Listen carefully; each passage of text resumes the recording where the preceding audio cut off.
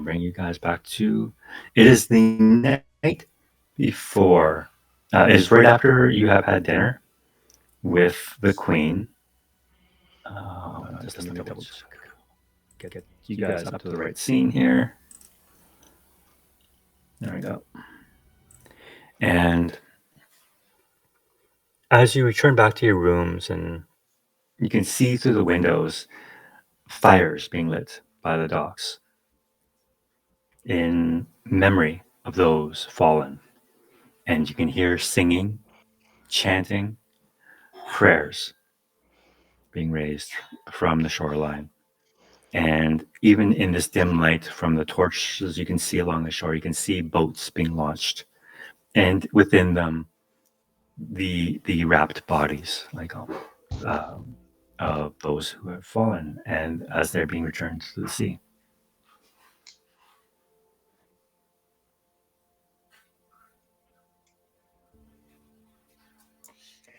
You guys have a little bit of time tonight to confer amongst yourselves, because the following morning you are to meet Johann Fleet by the docks to head out to the Black Ship.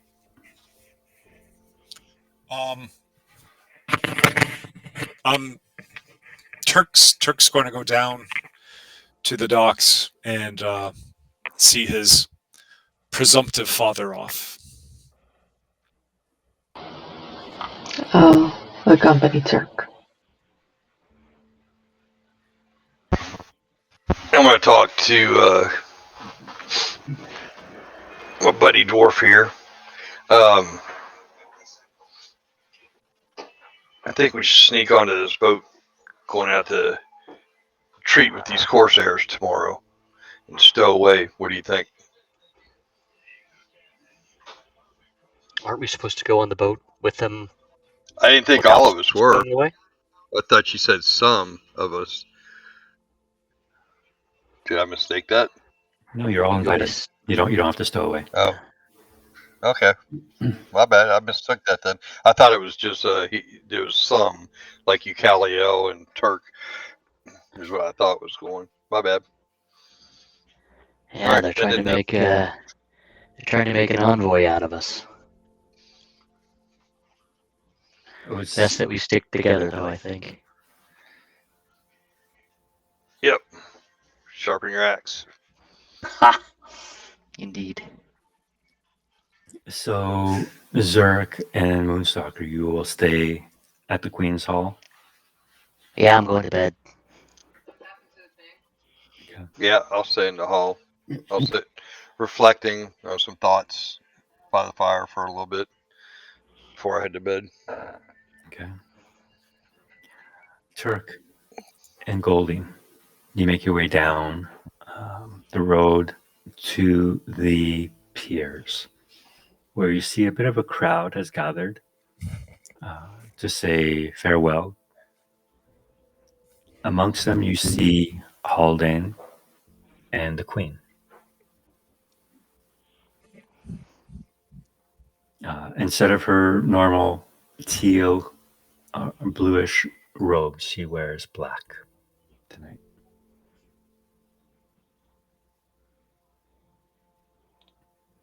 You hear the Tide Master saying words of comfort to those who gather upon the docks, and how the sea will reclaim those who have fallen, and how the sea both gives life and life shall return to the sea. And perhaps those who are lucky enough will find the far off lands beyond the sea to live eternally.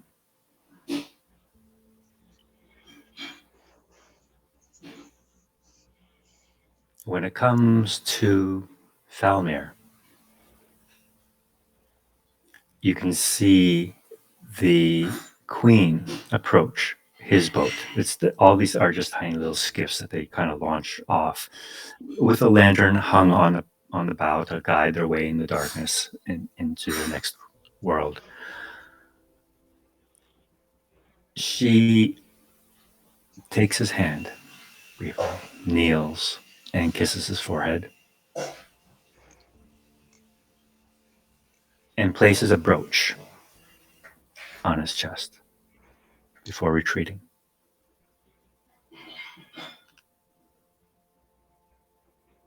She sees you in the crowd and nods solemnly at you.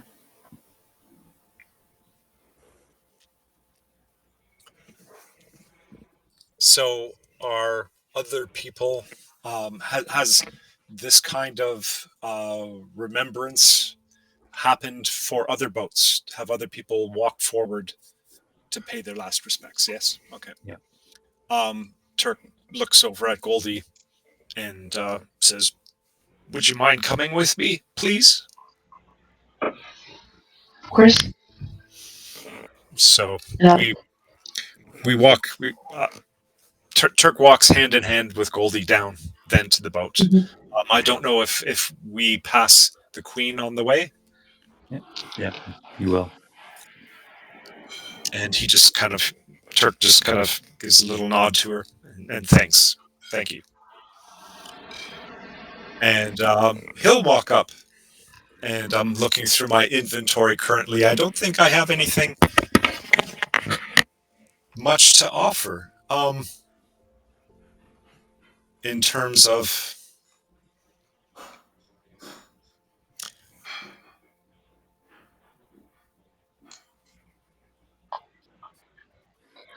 I believe you were gifted his sword, too.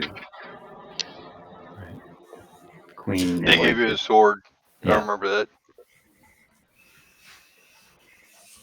See, the Queen gave you a sword. yes, yeah. I was trying to cram in the last half hour of our event last time, and I didn't get to the end. Sorry. Um,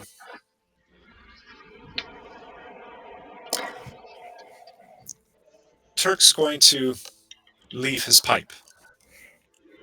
He's making a big, you know, it's for Turk. It really means something to That was the last thing he did with him was smoke his pipe with him. So if you are my father, please save this pipe so that when we meet again, we can enjoy the better things in life. And Goldie will reach in one of her thousands of pockets, and she always collects like plants or grass or little rocks or pebbles, and will try to find like a dried flower from home and just put it next to the pipe and just stand next to Turk. Okay. You see a number of knights kind of line up behind the two of you to pay their last respects as well, including Dame Eshel, the young lady who first met you outside of West Haven and escorted you here. She bows deeply to him, and then she turns to you, Turk, and bows deeply to you.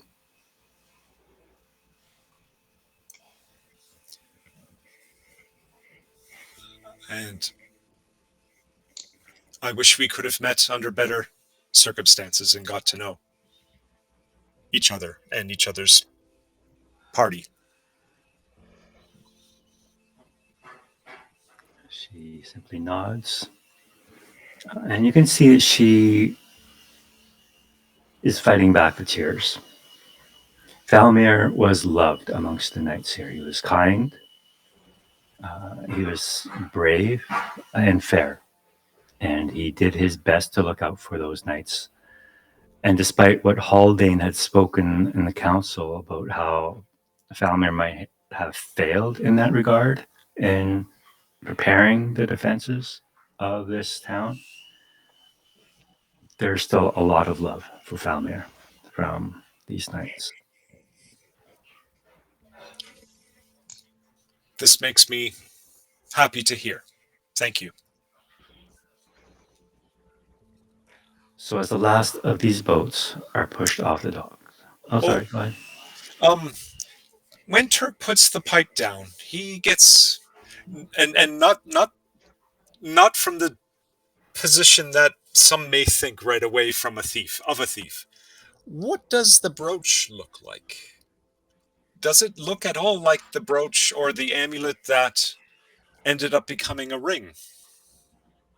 No, no. This one is a symbol of the queen, and it looks like the head actually of the sea serpent that hangs over her throne.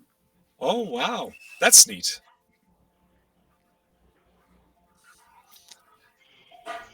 Did you want to take it? No, no. Okay. Had to ask. All right. So, with the last of the boats and the ceremony coming to a conclusion, you can kind of people stand on the edge of the docks until the last lights of the boats disappear into the darkness and mist of the Great Flood as it empties into the sea. And slowly, people start to trickle away. Some of them heading back to the inn or tavern to drink their sorrows or recall memories of those who have fallen. But the crowd here begins to disperse. No, no shadow for them. Do you want to go get a drink before we head back? I think that's a capital idea. All right, so you guys head back to the inn. I keep forgetting the name of the inn. The next best ship, I think, or something like that. Next ship. Sorry. And it's quite crowded in here, but the mood in the tavern isn't one of merriment and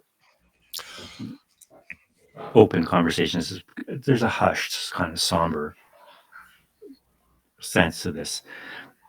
Amongst most of the common folk here, aside from the families of the knights that fell, Enfys, who was the de facto leader of the fisher folk, was also killed in this, and a lot of people are mourning her loss too. Some of them, you see Egler kind of sitting in a corner by himself, uh, kind of nursing a big old pint of ale. You see some fisherfolk kind of casting him dirty glances like, you coward, you fled, right? What kind of man are you when everyone else around you was fighting?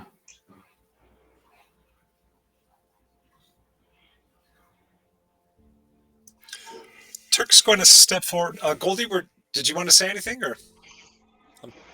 No, just I'll follow your lead. Turk's going to step forward and say, I don't think there was anything he could have done. And at least now he's still alive to defend who's left. It was not a situation that such untrained people would not be able to have made any difference out there. Who are you saying this to? Well, you were saying that okay. So there's a buzz of conversation about the fellow who, Yeah, he's not there though. Egler is there. He is sitting there. Well, then I'll walk up to him and say, I don't think there was anything that you could have done there, and that while the brave people who did manage to fight lost their lives, I don't know if your sticking there and losing your life would have made any difference. But now you can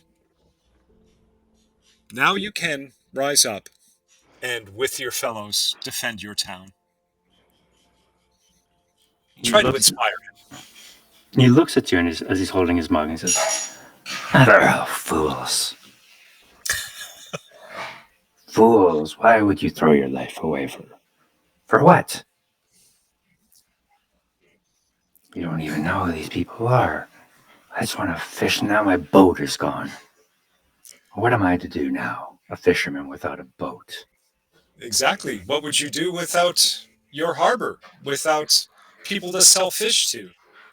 That's what people are doing when they try to defend their homes. Maybe you could just get another boat and go someplace else. Maybe that's what you should do.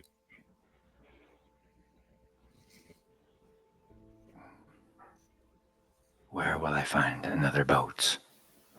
I don't know. That's not my problem. He looks at you and Goldie and says, "You're the ones I was to take to Isle Morwen. Do you still want to go?" Do you have a boat that can get us there? Clearly not. I just told you I don't. Then why are you asking us? Well, you get me a boat, and I'll take you there.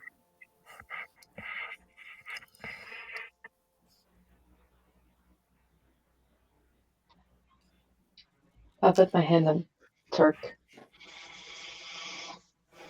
This is a conversation larger. We need to talk with our fellow party members. We need to discuss what happened. And we need to know. You ask why we're risking our lives? Well, because people matter. You matter. You saved your life because that's what you do. We're gonna have to figure out what we do next. And we'll let you know. We'll get a boat if we can. If not, we'll figure something else out. Yes, this is a party decision. But I have one question for you. If we do count on you to take us there, who's to what are you going to do in the first instance of something unnormal happens to us? Do you run from storms? Do you run from you've run from others? Are you willing to actually face the challenges of taking us there? I mean, have you done a trip like this before? He looks at you and says, "Listen, boy. The seas. The salt is in my blood. You get me a boat, and I will get you there. I'm the only one in West Haven who knows how to get there. There's nothing left for me here."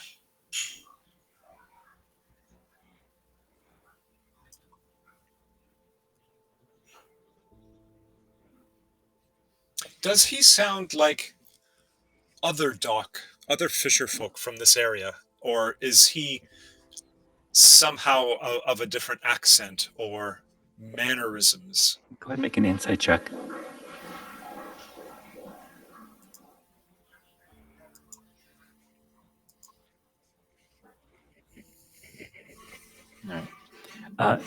He's very much a fisher folk from these parts. It's quite apparent just from the calluses on his hands, the way he speaks, the way other people treat him. He's a veteran fisherman here. He knows his shit. But even with a 10, it doesn't take much to realize that you don't know if it was from the events earlier today where he fled that fight or something else, but you can see there's a distance between him and the rest of the fishermen. They don't interact with each other. Which I would assume is unusual in a situation where you may need your fellow fishermen to save your life at some point. Yeah, it's otherwise a pretty tight-knit community. Yeah. Okay, going to file that one away. Tell everybody about that. All right. Is there anything else you want to do in town, or are you going to return to the Queen's Hall? Goldie, do you want to sing a song? Well, I don't have a song prepared or anything, but I should have. That's Anna doesn't have to sing. Goldie's ready for it. Maybe not a song. Maybe we can tell stories if they want. Here's the funny thing. I'm I mean I've read Tolkien and not too deep with some of the other Tolkien canon or anything, but I would imagine that a Shire funeral is not particularly solemn. I would think that they would have more of a sort of an Irish sort of wake Like a kind of thing, wake or kind of maybe thing. yeah, where you're celebrating the person's life rather than mourning their death. So Turk's going to stand up and say, Faramir, I believe he told me he was my father, the lost father that I never had. And while he needed to travel in order to fulfill his life, found himself down here and rose highly in your town. Um, I believe he was a man that, as a father, I would have been proud of had I gotten to know him a little bit more. And my cousin and I are going to sing a song in memory of him, of a fellow Shire folk being buried far away from home. And All right. do you want to Go sing ahead that? and make a performance check with advantage because unless Goldie's not going to help. Oh no, Goldie's going in. Okay.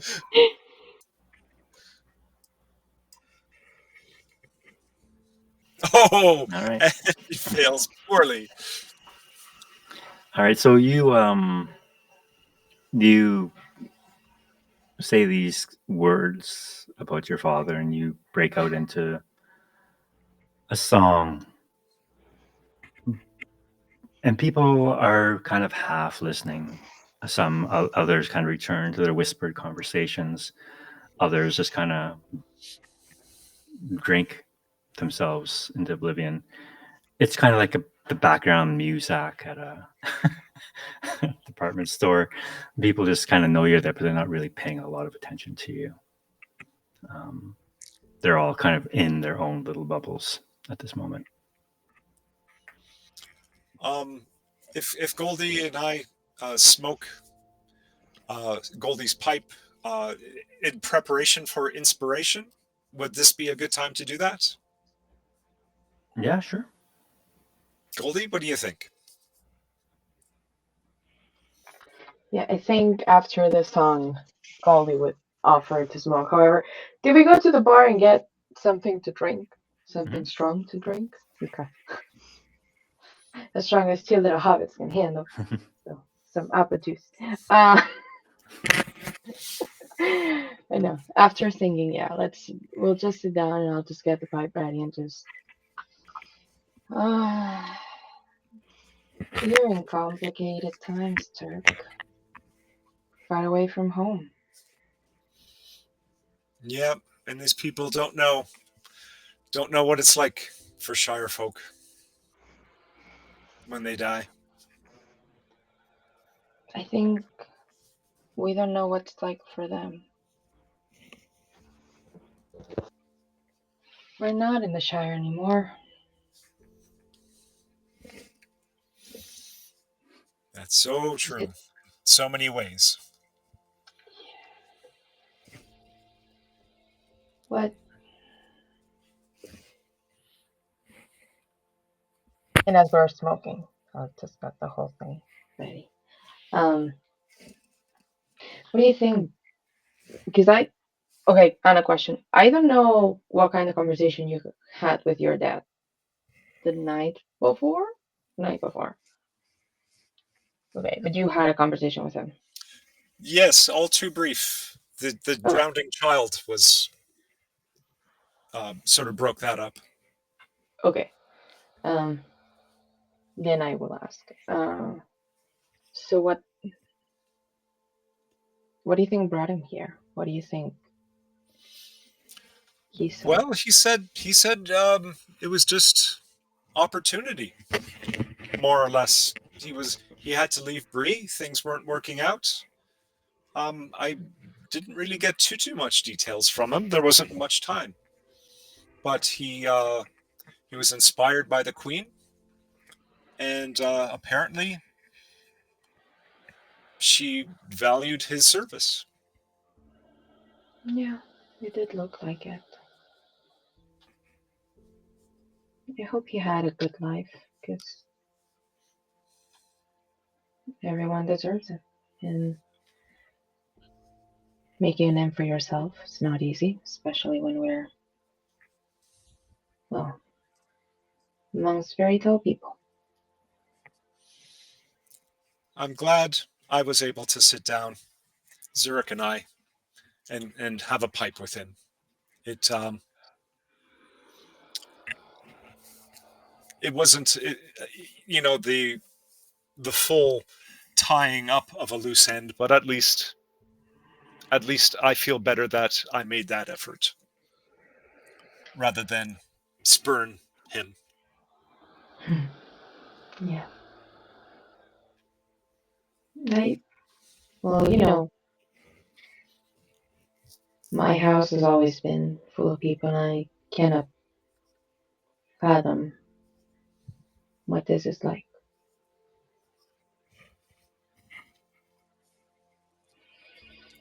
Thank you, Goldie. Thanks, cousin. Is there people sitting close to us? I guess there is, but like, are they kind of listening, or are they just everyone in their own little world? Make a perception check. You both can. Perception check. Dee, dee, dee, dee, dee, dee. All right. Now, everyone seems to be in their own little bubble. They're not really paying much attention to you guys. You catch snippets of conversation from various people. A lot of them are, these fisher folk, you get the impression, are quite superstitious. And they are thinking this is an ill omen.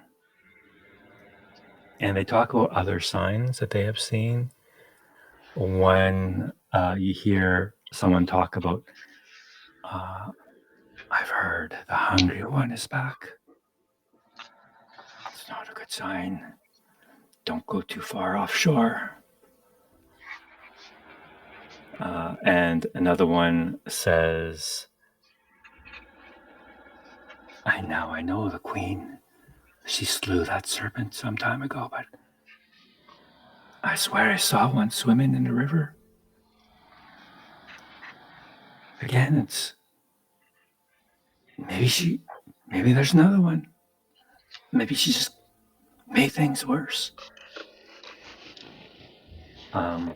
And then you hear someone else say,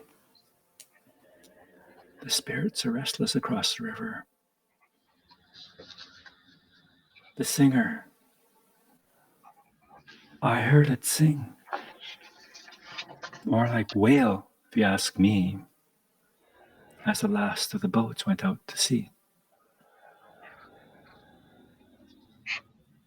And continue on like this. Some people are talking about Enfys, about how she was stalwart and always fought for the rights of fisher folk. Others not so favorable to her, saying she came from down south. We don't really know where she's from. She was always an outsider. We shouldn't have given her so much power to start with, but now we should have someone from West Haven leading us.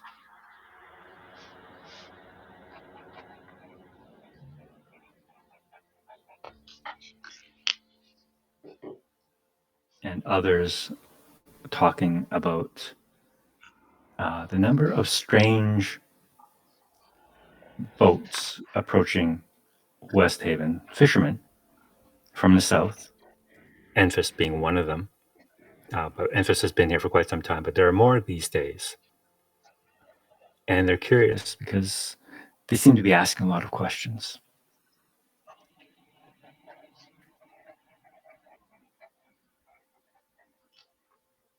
They don't mention what kind of questions they're asking. The only thing you can catch is they seem to be asking questions about a hidden valley.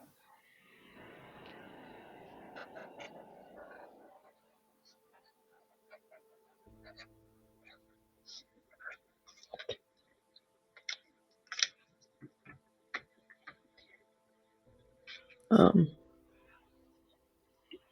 as I'm listening to this,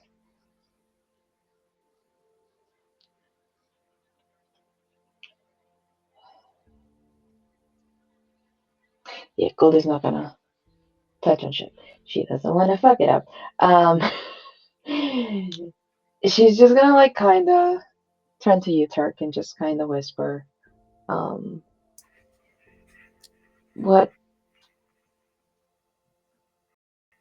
"What are we gonna do? We have so much we have to do. There's so many people that have asked things from us, but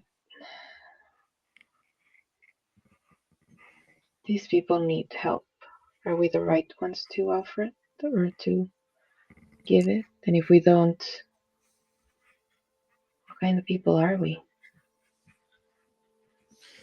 Oh, I know what you're saying, cousin. But it has been mentioned that there is a bigger picture. Um, there's a lot going on beyond these borders. The enemy doesn't sleep, and Zurich did mention, what we have to deal with, and if something happens to us here, that's not good for the overall the end of what we need to deal with. I'm trying. Turk's trying not to say anything if he gets overheard, so he's Yeah, speaking in party slang. and definitely whispering behind their kinks. Uh, uh, yeah, that's a problem, right? By trying to help some, we can help others, and by helping others, maybe we'll help some, but maybe we won't. And who knows what's the right thing to do? I think everything would be easier if I was a little bit, or we were a little bit more like the two ladies, Orla and Anna. Just a goal in mind, not complicated. Wow. Goldie, that's. I mean, are you feeling I'm not okay? I'm not saying attack everyone. I'm just saying there's a goal and you go for it, and it'd be easier that way, and not feeling guilty about, you know. Yeah, they were something else. Those two sisters. Yeah,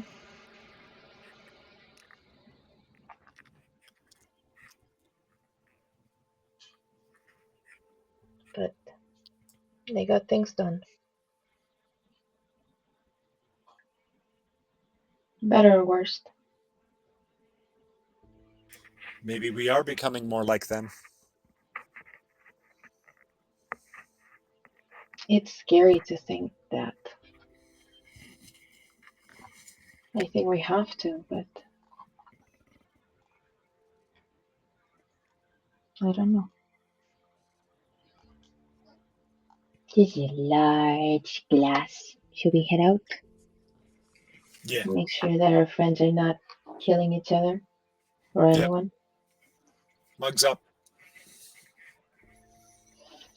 So you guys finish your drinks. You guys get a point of inspiration for smoking that pipe weed, and return to the Queen's Hall. Uh, as we are walking, I want to keep an eye out. Like I'm not expecting. Are we? Well, shit. We were at the docks. Mhm. Are we walking by the docks, or is it just like? You're nearby, yeah. Like, Yeah. could we do a little detour as we're walking? And I want to keep an eye that no one's following us. And can I see if the bagger's still at the docks? Make a perception check for me, please, just to see if anyone's following you. Both of us. Hmm? Oh, well, nicely rolled. Hmm. Yeah, you don't feel like anyone is watching you, or that you're being followed. You feel quite safe here. But as you make your way back towards Queen's Hall along the docks, past where the beggar usually is found, he is not there.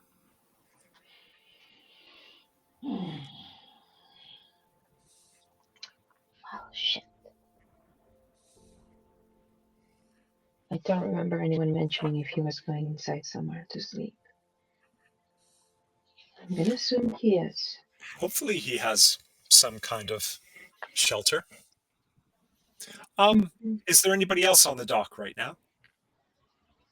It's pretty quiet, but there are some dock workers still. There is one. There are some people hanging out near Johann's boat, mainly. But otherwise, the fisher folk have pretty much finished for the evening. Did you want to ask about where the beggar's shelter might be, Goldie? No, I don't wanna raise suspicion towards him. It's a weird fella. I don't know what rich jerk has with them, but are they working? Like, are they putting things in the boat, or are they just chilling? For the most part, they're chilling.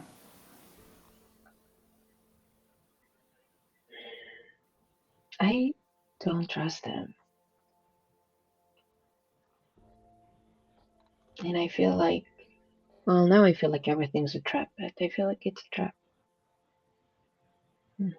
Well, let's let's keep going so no one sees it. Let's go take a nap. It's been a hard day today. Sounds good. Hmm. All right. So you return to the Queen's Hall. The knights who stand guard there, and Huron, the ever-present doorkeeper, allows you entry. And you make your way back to your quarters. Now, remember, you guys all kind of share quarters, like it's a kind of a dormitory style room. So you walk in and you see Moonstalker and Zurg. Zurg's probably snoring up a storm right now. We don't need to be that quiet anymore. And do you guys go straight to bed, or? No, I'm sitting It's by the fire still, Oh, so that's right. Right. It was Moonstalker. as they come in, you can hear a low humming song, singing maybe, possibly. As you get closer to Moonstalker, you can hear the countless stars of heaven's field were mirrored in his silver shield. But long ago he rode away, and where he dwelleth none can say, for in the darkness a star fell, in Mordor where the shadows are.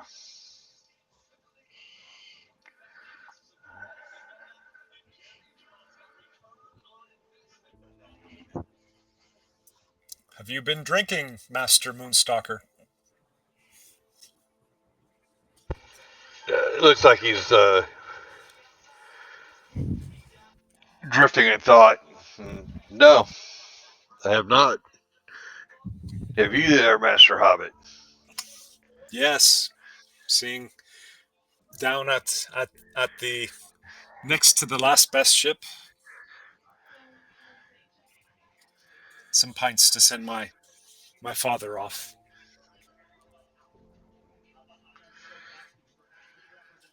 I assume you sent him off to your satisfaction then. Well, such as it is.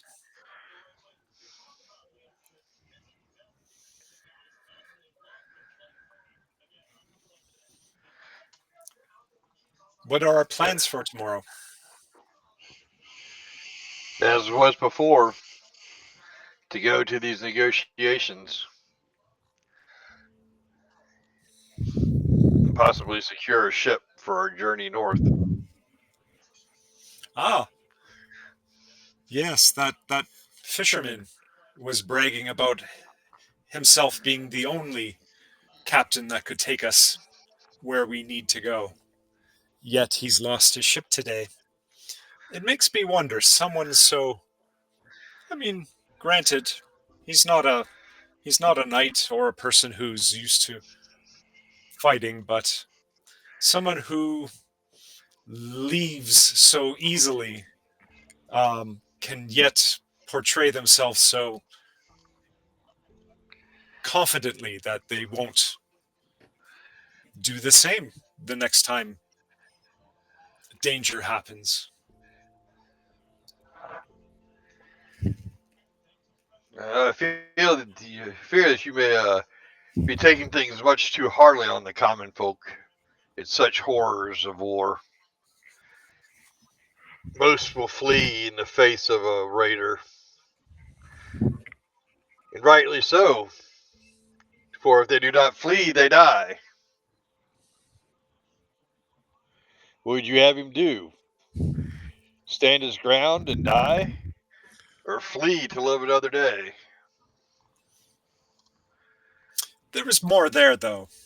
There's more to him and what he said. Calling those who were defending others, those knights, calling them losers and fools.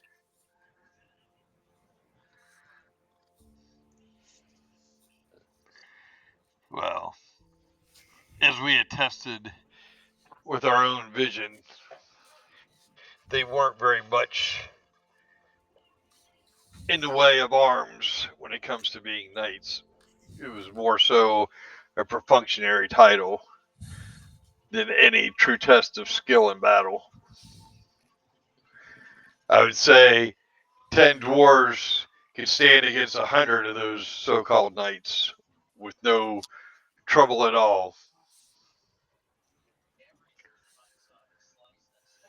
So, Yes, I agree.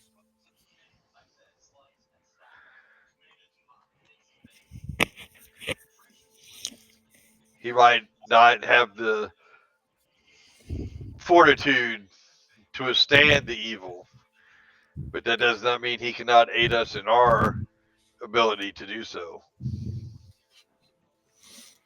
I hope this comes to pass. And as Saruman said, this man will guide us to where we need to go. So this man is a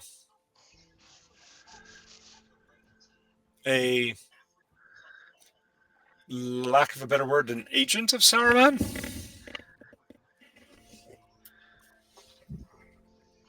I know not if he is an agent or just someone Saruman knows of and knows. I cannot tell you. I did not get the same feeling from him that I did from the sisters. I can tell you that. I did not trust the sisters from the start. Funny that you mentioned them. We were just talking about them, Goldie and I, wondering if we're becoming more and more like them if we leave this village to its fate while we go and Are you try. planning on murdering someone before you leave? Maybe Fleet.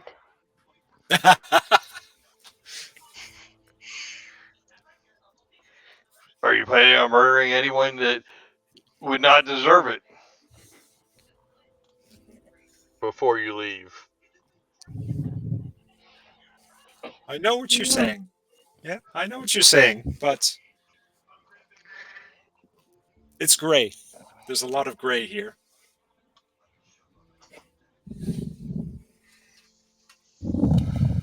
Well, as I said, we have a task at hand, and we have a guide that has been provided to take us there. I ask nothing more of the guide other than to guide us where we need to go.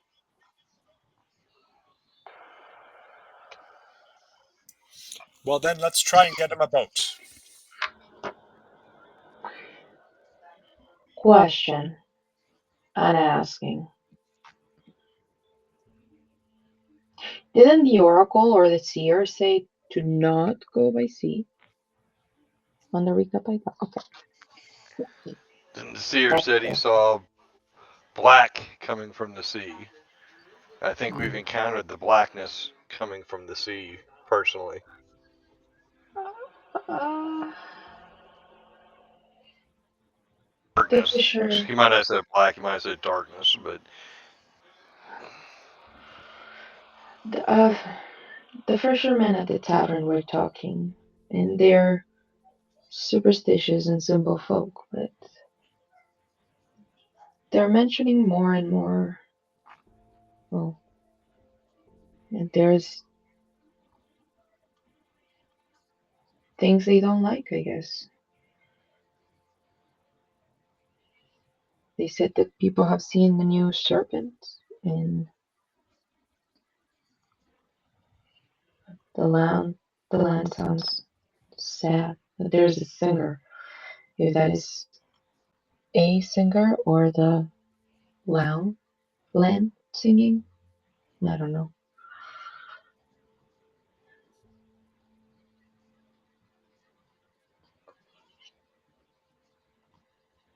And something about a hungry one, which I hope it's not about us, Dirk. I hope it's about something else. I haven't been that hungry lately. But they were warning each other not to go far from shore. well, we have to go by sea to get to an island. We have no other choice. Unless you can sprout wings and fly, little hobbit. That'd be cool. No, but the island, I don't know where my map is, but isn't the island like hella far north? Yes, Or am I very, seeing very it far. different? I think your original plan was to go by foot, or maybe somehow get to the Grey Havens and then take a ship from the Grey Havens. Okay, because that's like You can dream there, jerk. months. Yeah, I mean, We were pressed for time. Saruman has already stated such. yeah. If So do you it's down trust in the the wizard water, or do you trust the seer? I don't think we've ever trusted the wizard, have we? I have no reason not to trust the wizard. You trust a wizard, do you not? Well, I trusted a wizard that told me not to tell the other wizard about the other things, so I don't know who to trust anymore. Trust is being scarce as of late. Did you not trust Gandalf? Yeah, look where we are. I mean, we kind of listened to him, but the thing is, Gandalf told us not to tell the other wizard stuff. And then the ladies at the marshes told us not to trust the wizard with stuff. I don't think anyone trusts anyone at this point.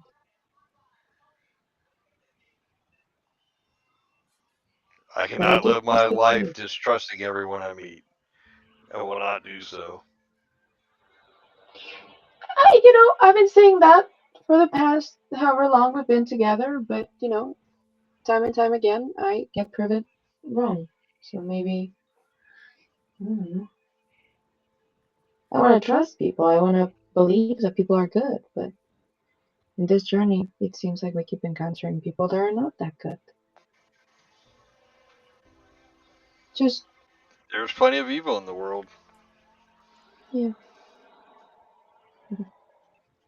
I guess we gotta figure out which one's less evil. We should get a bet before we go. Oh, also, and part of this mistrusting that I have with everyone now, there were people hanging out by Fleet's boat on our way back. What? Maybe they're getting it ready for tomorrow? Maybe they're Say that already again. I there. missed that first part of what you said. That on our way back, and it's maybe because I don't trust anyone. Uh, we saw people by Fleet's boat, and I don't know if they're getting it ready or they are just there or they're gonna leave in the night. Um, I don't. I just wanted to say that I saw people there. I Cousin, know how are you boats work. sure that was Fleet's boat? Wasn't that a fisherman's boat that they were hanging out by? Well, they're all fishermen at this point, and Fleet's Yeah, boat lived there. yeah, Fleet I don't isn't, know but which one they were getting ready. hmm. Okay. Um, is everyone getting ready to? Turk gets an evil look in his eye. Maybe we should go check out what's going on at that boat. I mistook what you said when we were walking back there. Maybe you should just go ahead and rest for now. I'll go take a look at the boat. If there's anything awry, I will let you know. Go on and get your Hey, rest, young ones. Little ones. We're not young. what kind of are? Uh, wait. Last time I left, a ranger to go do things got stabbed. So if you're gonna go out, just I'll come with you. I won't make noise. I won't talk to anyone. But last time I I think left, you'll be there was safe with Turk. And Zurich, you don't think they can protect you? And Lady I'm Eucalio? not worried about them. I'm worried about you. I didn't. I wasn't the one that got stabbed. Or well, I guess I did get stabbed, huh?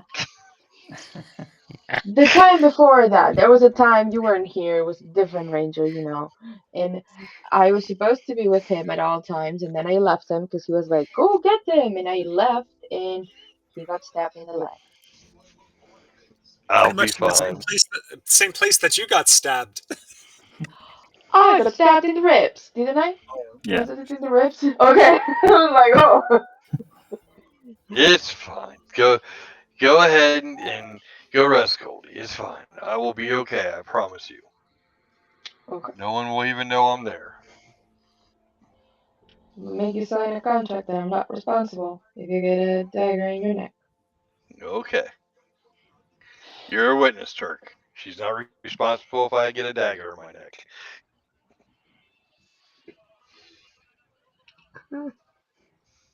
I don't like this, but I'm gonna go lay down. All right.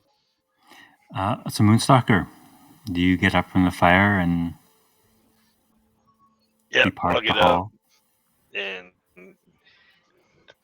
go out the door and tell the door warden that I will be back in a few minutes. I just need to stretch my legs before I go to bed. As you step outside, you see a huge silhouette of a figure just kind of looking out beyond over the expanse of West Haven down towards the river, and you recognize him as Haldane. I walk up beside him. He just kind of looks down at, well, not down, across at you. You guys are both the same size. And he says, I fear for West Haven. They're not ready. And I can smell something foul on the air. I would not disagree with you, Haldane. You have your queen's ear. Maybe it would be best to get her to head inland and abandon West Haven for now and seek shelter amongst others. And where would we go? The den of thieves known as Tharbad. Winter is approaching. We've been busy trying to shore up our reserves for the winter. We can't just pick up and leave. There are women, children, elderly here. It's what you ask is not possible. We'd just as likely perish in the wildlands.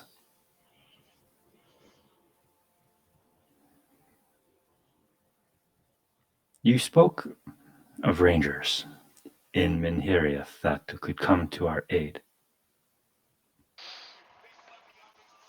Yes, I do not know if they will have enough to give you the protection that you need, but they will aid you. You could go in and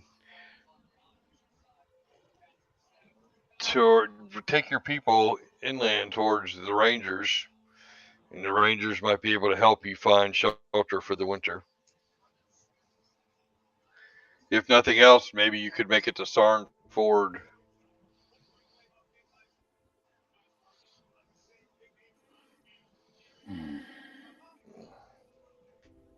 I'm sure you could find, if nothing else, quarters and barns for the winter at Sarn Ford. These people know nothing but the sea and fishing. To ask them to go I inland understand. away from that, they will not go. Are there any more settlements on the coast between here and the Grey Havens that Oh, don't many. actually show up on the map? There are many of them, but they're all small, like maybe 100 tops in terms of population, but most likely like populations of like 20, 30 kind of scattered settlements. How many? What's the population of Londare roughly? Just guesstimate. West Haven right now, a Yeah. few thousand, several thousand.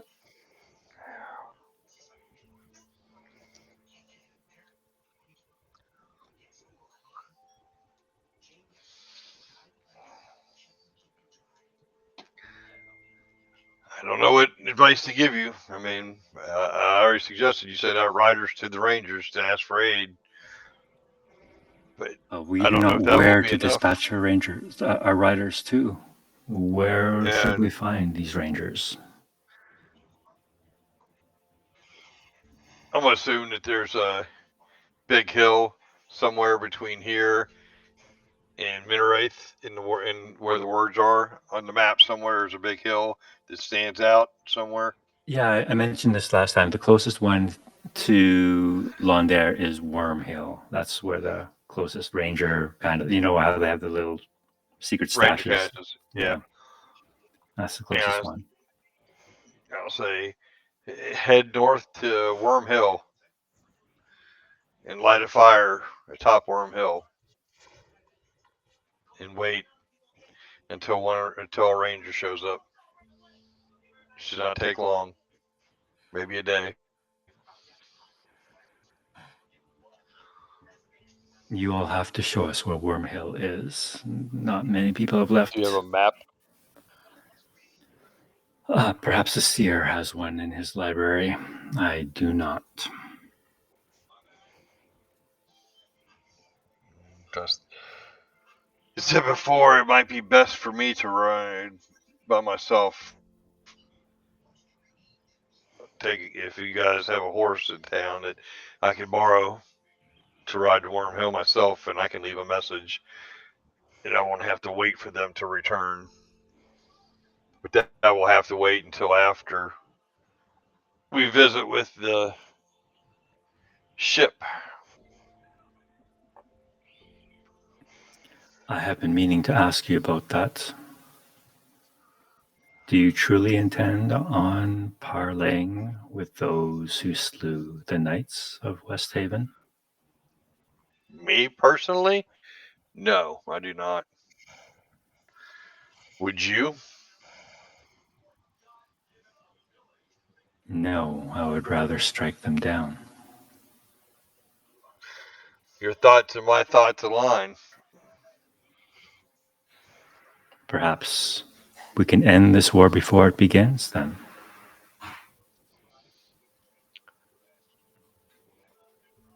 I would say we'll see how this goes. We'll let your queen's wishes be followed, yes? Let her envoy talk to them and see what they say. But if things do not go well, I will look to you and look for your nod. I will take your lead. The Queen trusts too easily, believes in the good nature of folk when none exists. She is naive in this way and must be protected as such. She is not accustomed to the way of the world that you and I perhaps are, one that is much more violent and real. This merchant, I personally do not trust him myself.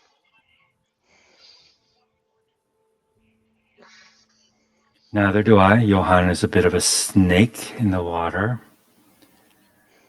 but he does keep the city of Westhaven supplied. If it were not for him, there would be little in the way of economy or trade.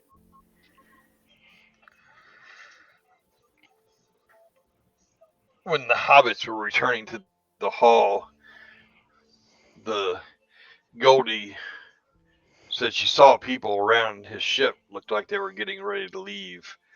Would he betray the queen and leave tonight without us? He kind of looks at you that Johann is self-serving, greedy, and ambitious. There is no doubt, but he has always been loyal. I would be surprised if that were the case. Maybe it wouldn't hurt for you to take a walk down to the dock since you represent the queen and just have a look.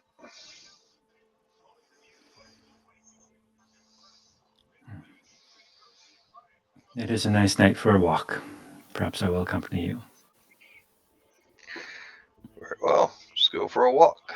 It is a beautiful night. The stars are bright tonight. They are indeed. It's nice that the rain has passed. And you make your way down the wet streets of Tharbad down to the docks once more. It's quite quiet now. Most people have gone home to bed. It's probably 10, 11 o'clock at night. And fisher folk usually get up early to be out pretty much before sunrise. So they get early nights. You make your way down to the docks. And again, once the only activity seems to be around Johann's ship. There's no sign of Johann around, but there are some dockhands and some of his crew milling about. Again, they're not doing a whole lot. They're more like just talking and hanging out more than anything else.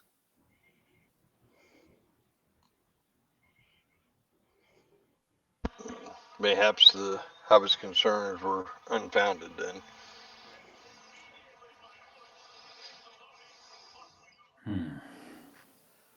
But there is an awful lot of activity for nighttime around a ship.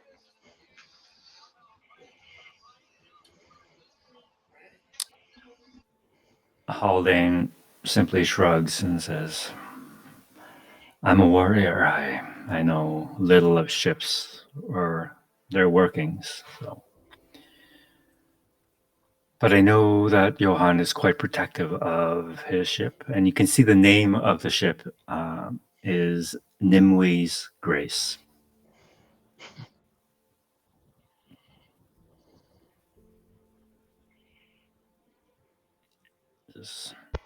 I have no business on his ship, and he would, dare say, be quite upset if we were to attempt to board without his permission. So, I understand. Well, like I said, maybe the hobbits were,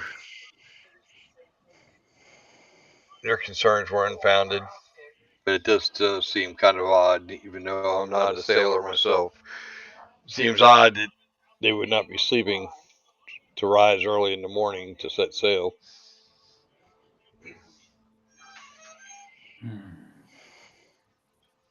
perhaps. But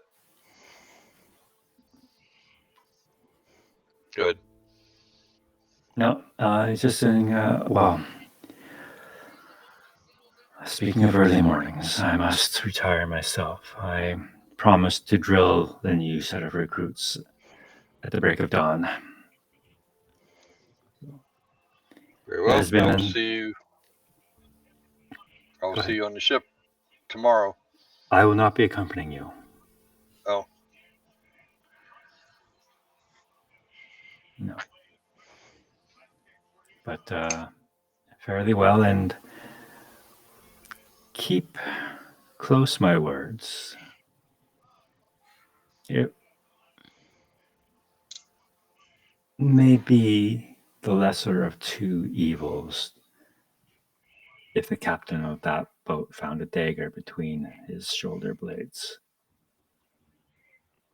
before the end of your meeting. Well, I tend to be more of a sword up through the stomach and into the chest kind of a guy myself. Yes, as am I, but I was simply wondering if it would perhaps be better to be more subtle in such a situation, but I agree. If it were me, I would have his head on a stake and parade it back in town. All right, very well. Have a good evening. And you? I'm going to head back up to the hall. Okay. And I will actually go to sleep when I get there. Okay. Anything else you guys would like to do that night before? Just to roleplay a little bit, or you or me, or you. So Zark will pull out his father's letter and start reading it as he goes to sleep. And when he nods off, he's gonna ask his father for guidance. And that'll be his last thought before he goes to bed. I don't know if his father will speak to him in his dreams or not.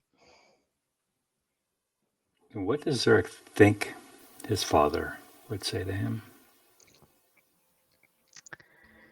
That he's a long way from home, and that allies are good to make when you're on the road. His father was always the more, maybe the more risk taker, more of the diplomat than Zurich was.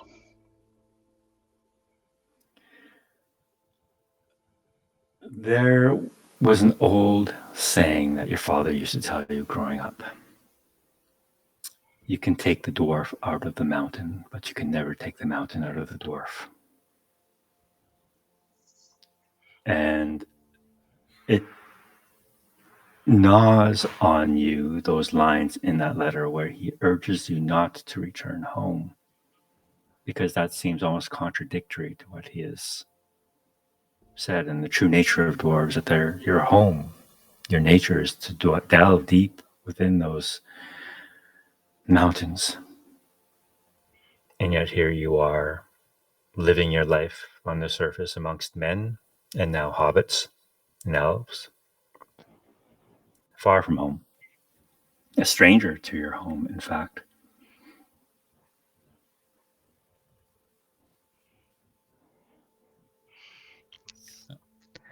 Zurik's beard grew 4 inches that night.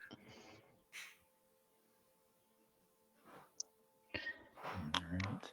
All right, it was good to hear my father's voice, even if it was just in my head. Okay. So get your long rest in. You guys all get your hit points back. I don't think Moonstalker. I think I don't know if you still had a point of exhaustion, but that'll be gone if you do have it. And it's the next morning. It is a bright and beautiful morning. You're ushered down to the docks after a hearty meal. The Queen, you don't really see her that morning, but you do get message from her. A messenger relays her wishes for a good treaty, and please do your best to find a peaceful resolution to this. Yes, you can try and sneak. No one, even if you fail your sneak roll, no one's going to begrudge you for sticking an extra muffin into your pocket or something. She's not being very sneaky. She's just like, this is for later. Just making sure. All right. So you guys make your way down to the docks, and you see there standing next to the ship Nimwe's Grace, Johann Fleet.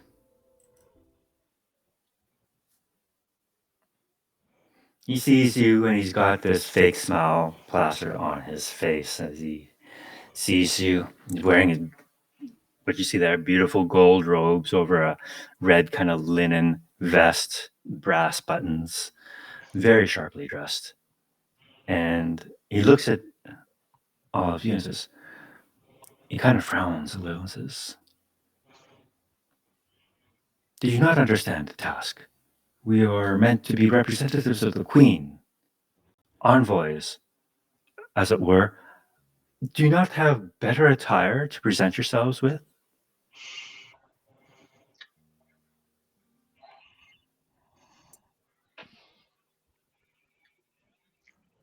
Goldie's having a little bit of an internal conflict right now. Some of us do not stand around on the docks telling others what to do. We have been traveling overland for months.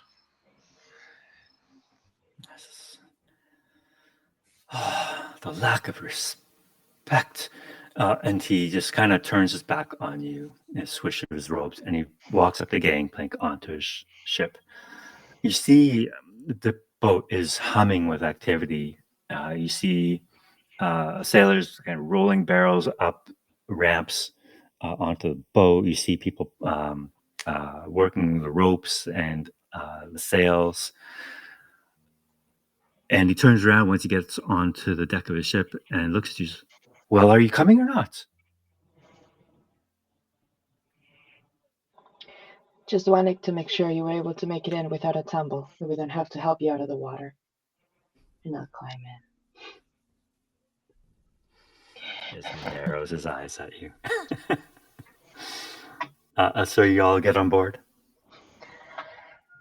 Yep. Yes. Yes, All Zurik right. does, yep. You all climb on board, and he gives out orders to secure the barrels, tie the lines, and it's all sorts of activity running around. You see, he's got a crew of maybe a dozen sailors running around up and down the mainsail as they prepare to leave from dock. Where are you guys at this time?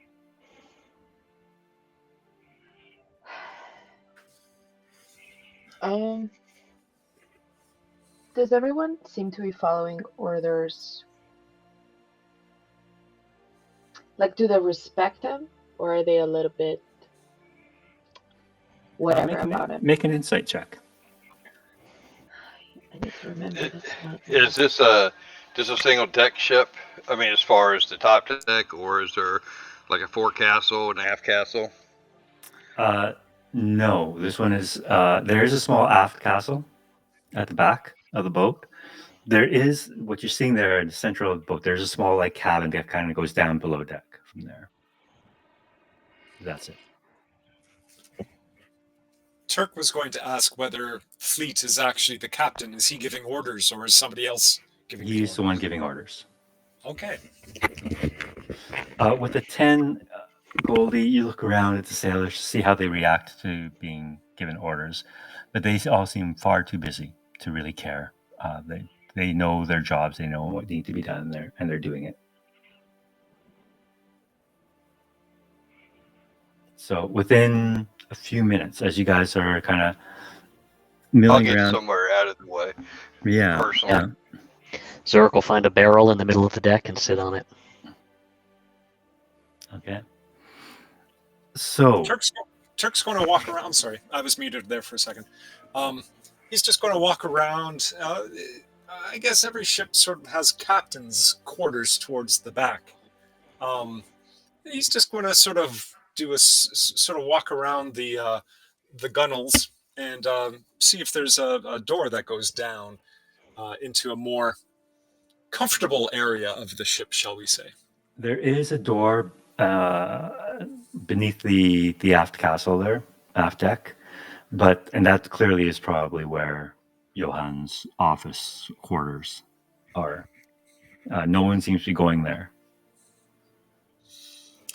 Where is there a ship's wheel, or is there a rudder bar? There is a rudder on the ship at the back on the aft castle there, on top, as well as the sails. So there is. Hold on, just let me double check. There is a wheel. Sorry, it's a wheeled ship. So there's a wheel up on the aft castle to control the rudder. Okay. Is there a line of sight from the person manning the wheel to where the door is? No, it's kind of like right below, right? So, but there's a lot of activity on deck. It will be. I can see where you're going with this. It would be challenging to try and sneak through that door without anyone seeing. Okay.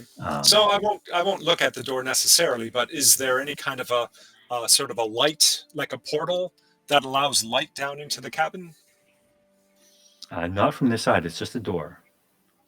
The windows would probably be around the back. So over on the side of the ship. Yeah, on the side and the back of the ship. Okay. There's lots of coiled up rope about the deck I can see. Mm-hmm. Okay. So I'm just putting all this away for the future. Okay. So how do you guys feel? This, for I think the vast majority of you, this will be the first time on a ship. The motion of the waves and the rocking of the boat back and forth, even close to, even docked, you can kind of feel this strange motion that you guys are probably unaccustomed to.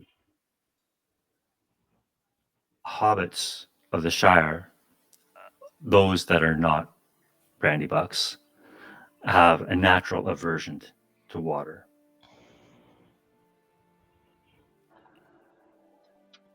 I am going to stand close to Zurich.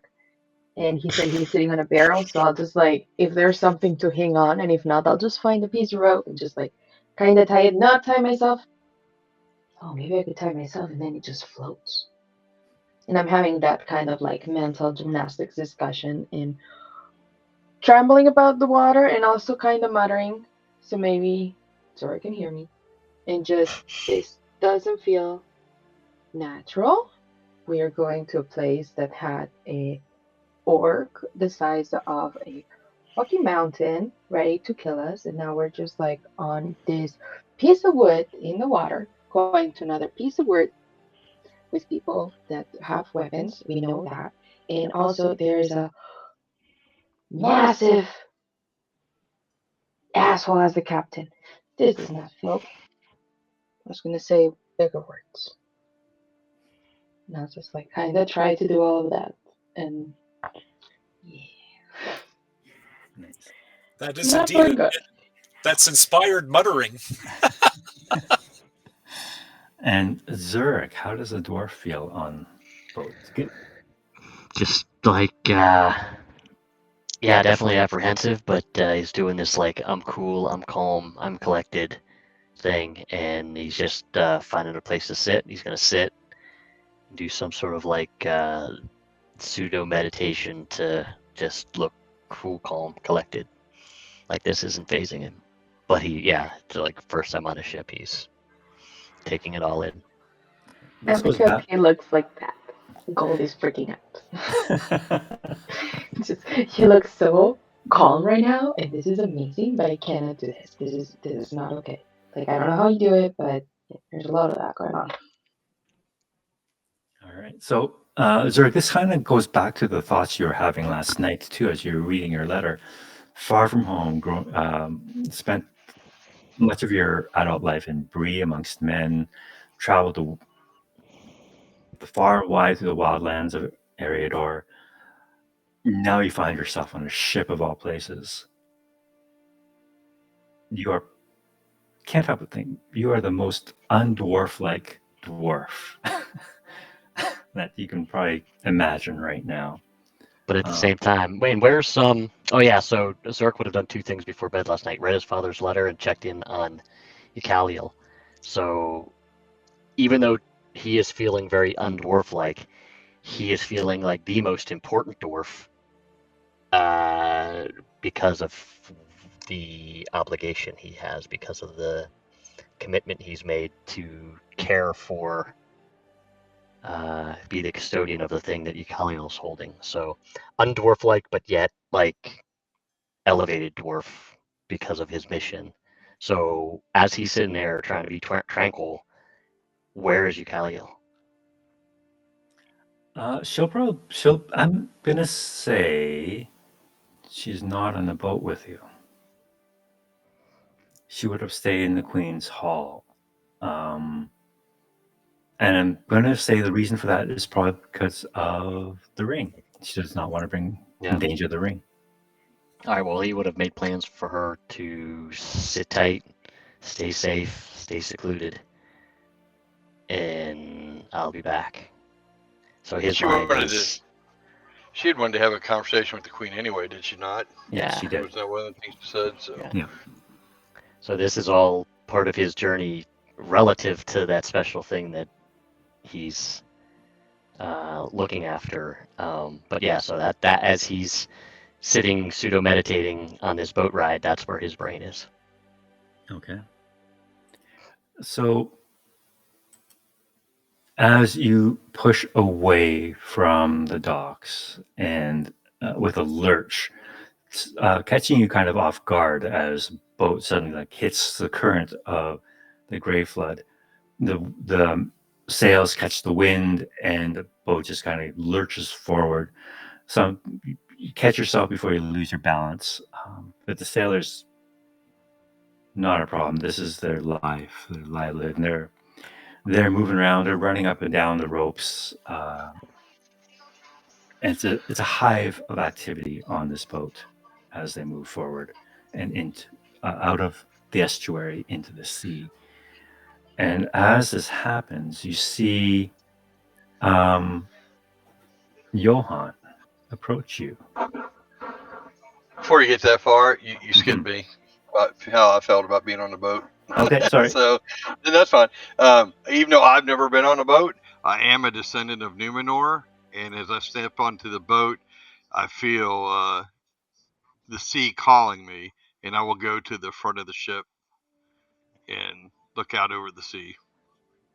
Now, whether or not you rule I can do it without getting seasick, that's a different story, but that's just, how I picture it in my mind. So, You're a man of Numenor. This is, it almost calls to you, like you said. And there is a part of you, an ancestral calling almost, that feels almost like you're coming home, almost. There's this weird kind of feeling there. And as you're reveling in this feeling and feeling this salt spray just kind of hit your face, the wind kind of catching your hair and cloak, you hear footsteps coming up beside you, and it's Johann. And he takes a deep breath. I never get tired of the sea. This is my first time on the sea, but it is calling to me. I can He, hear the call, feel it in my soul. he looks at you and says, "Yes, yes, I can see it. You are a man of Numenor. That is unmistakable. A man of your stature." And he kind of looks over his shoulder at Zurk sitting stoically on a barrel, and Goldie looking half panicked beside him. And I don't know where Turk is skulking around near the back. um, yes. So why does a man of your stature travel with such companions?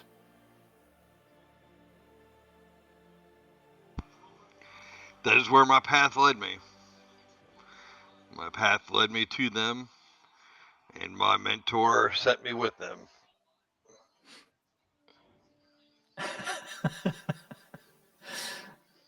Well, that's an unfortunate path.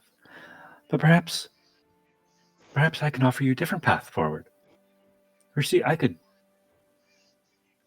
use a first mate if you're interested in such a thing. Maybe one day. I have a task at hand at the moment that I must accomplish first. But I would not deny that the offer to travel the seas does intrigue me greatly. But that is just not something that I can do at this time. Yes, your quest to travel to the Isle of the Mother, is that correct? He was there when the prophet or sage Yep. was speaking, right? Yeah. Yes. And before your sage spoke of it, I had been given guidance to do so already. fascinating. You have a very interesting path ahead of you. And how, may I ask, how do you intend on getting there? I'm not sure at the moment. I was told that what's his? I forget his name. Sorry, Egg, yeah. it's Agra. Yeah, I knew it was egg something. I was about to say Ego. Agra was recommended to me by the person that sent me on this journey as someone who knew the path, how to get where I need to go. Oh, that old. You know that man is half mad. He may be, but he has been to the isle that I need to go to.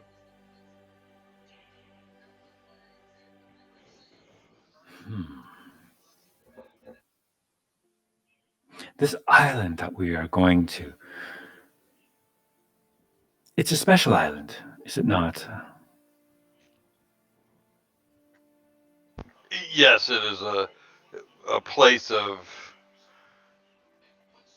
great meaning to the men of the North. Then may I be so bold as to offer my ship?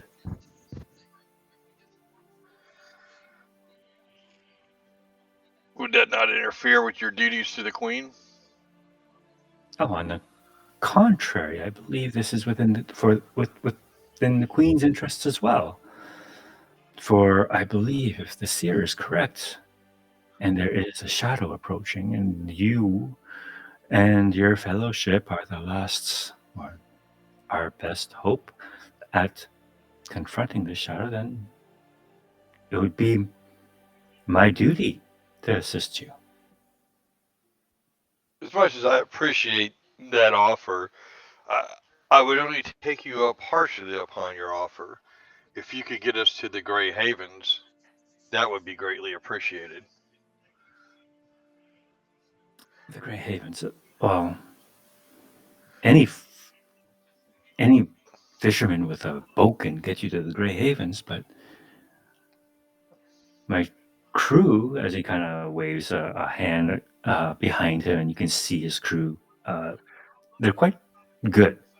and trained and skilled and professional, and says, "You will not find a better crew on the south shore of Eriador." Oh, I doubt not. Your words in that. But if we go to the Great Havens, Círdan will be providing us a ship and a crew. I'm sure you've heard of the Master Shipwright, yes? Who has not? Of course, he's legendary. I certainly cannot compete with the legs of Círdan, but well, it was a foolish offer. I thought I would make it nonetheless. Well, as I said, I would be more than grateful if you could assist us in reaching the Grey Havens, and with your fine vessel, we should get there quickly before the winter sets. Yes, yes, indeed. I'll have to check my schedule on that. But where where's your elf friend? She, the Queen and her wanted to speak on some matters, so she stayed behind to speak with the Queen.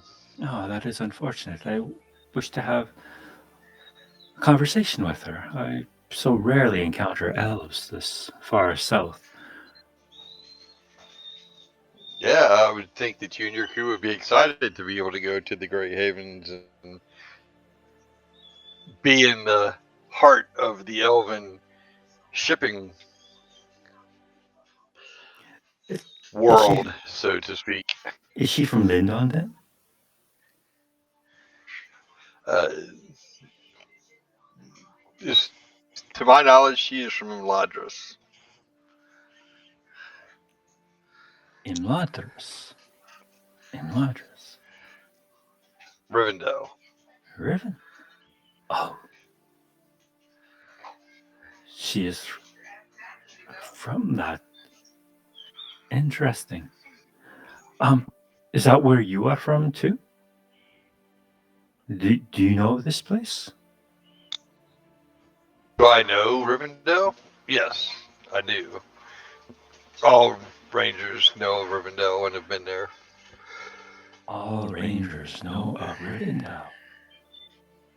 Fascinating. I've only heard legend of this hidden valley in the north of elves. I would love to hear more about it. Beautiful place. Perhaps if I take you to the Grey Havens, you could take me to this in Latras. No, that would not be possible. It would be too far away by land. Maybe one day in the future, possibly. I would very much love that. I'll be honest with you. I'm a bit of a fanboy when it comes to elves, and I've only read and heard legends of this fabled House of Elrond, I believe, who resides in Rivendell. It would be fulfilling a childhood dream if I could actually see it with my own eyes. Yes, after my current tasks are done, maybe we could discuss such a thing.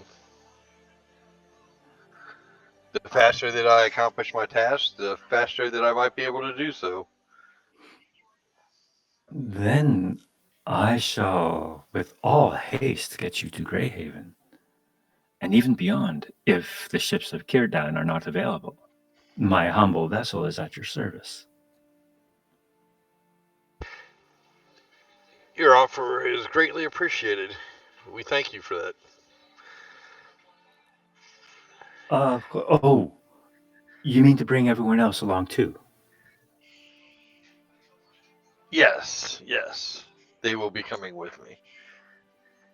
Oh, that is unfortunate. I thought it would just be you and Lady Eucaliel.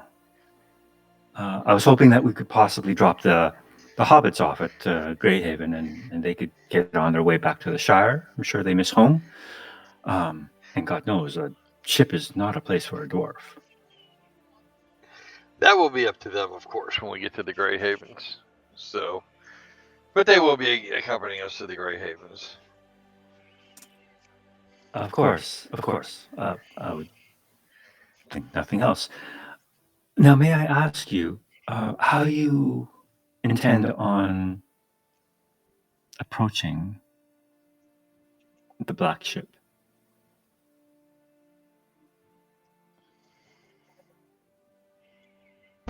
Well, you are the spokesperson for the Queen, are you not? I am, but she found it in her great wisdom that you should be here too.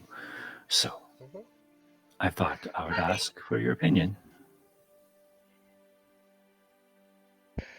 I know not these corsairs. In order to treat with them, you seem to have experience with them. I would follow your own advice in that regards, since you know their mannerisms and customs, and I do Very not. good. Then it is okay with the rest of your fellowship, then, that I shall be the primary negotiator on behalf of Queen Nimue, then. Absolutely. Very good. Very good. I must attend to some matters in the back, but it was very pleasant having this conversation with you, and I do look forward to our future travels together to at least the Grey Havens, and if not further, and perhaps for the conversations of this Imladris. And I'll tilt my head and say, mayhaps I misjudged you, merchant, and for that, you have my apology.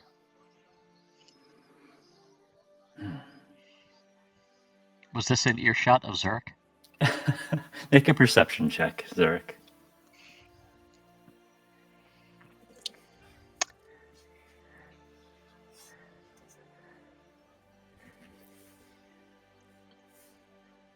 I would ask for Goldie, but she's too freaked out to listen.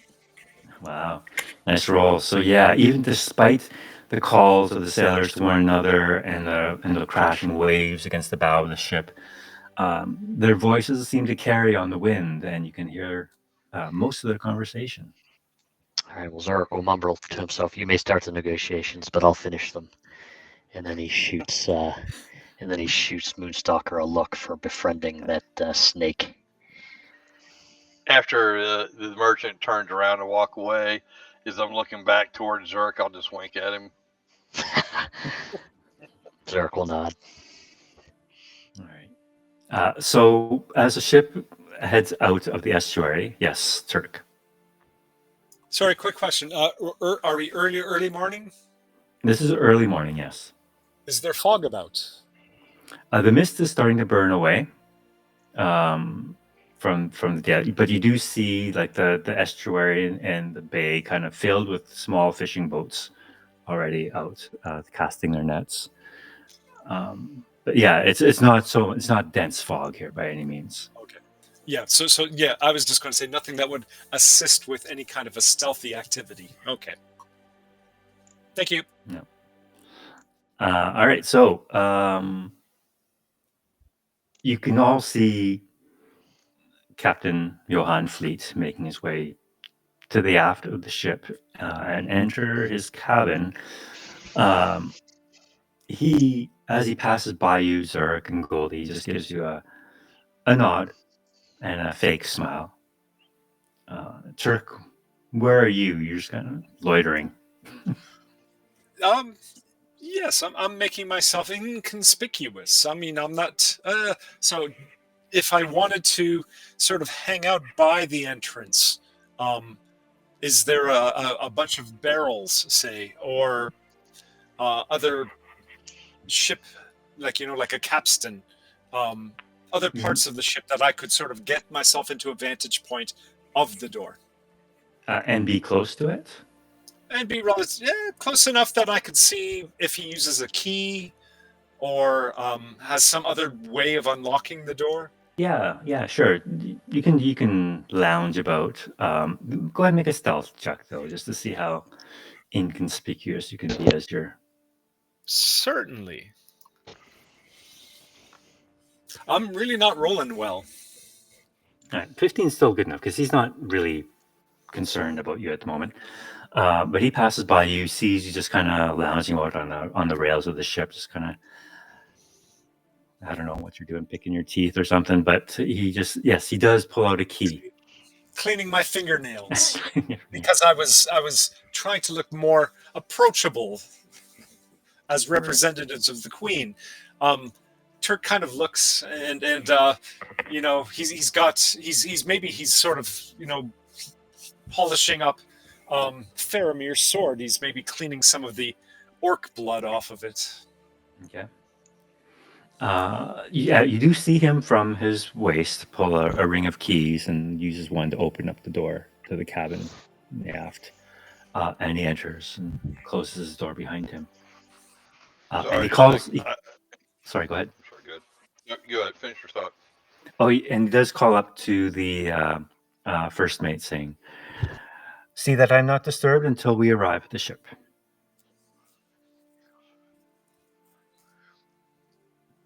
And I have to say something because that's the second time you said it. Sorry, little short guy, but your dad is not the most handsome man from Lord of the Rings, buddy. It's Falomir, not Faramir.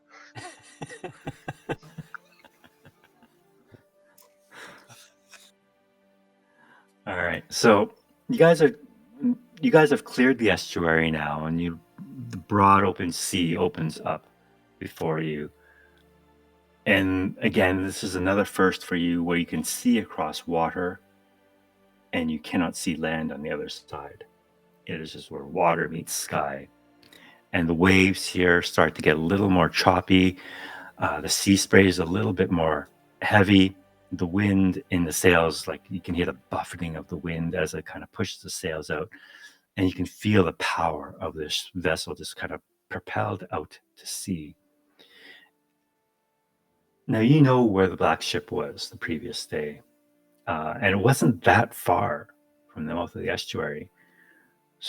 And it's a beautiful, clear day. There's a little bit of mist still, but it's pretty much cleared up now. There's no sign of the black ship.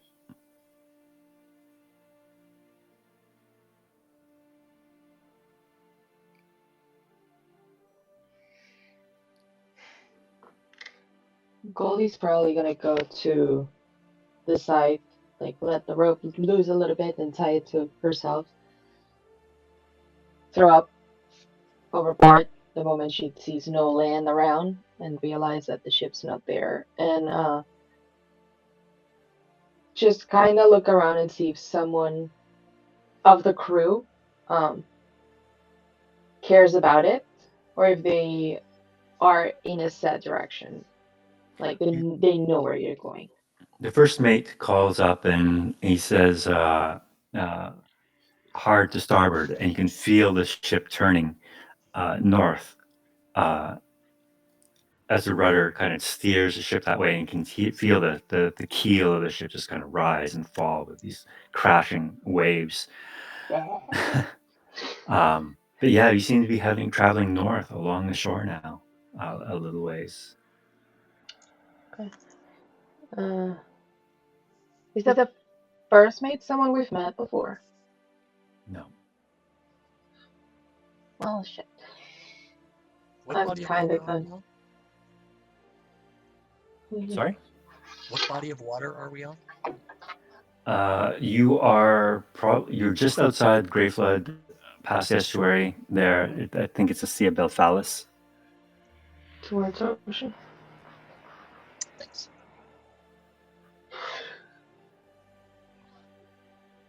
I want to approach the first mate.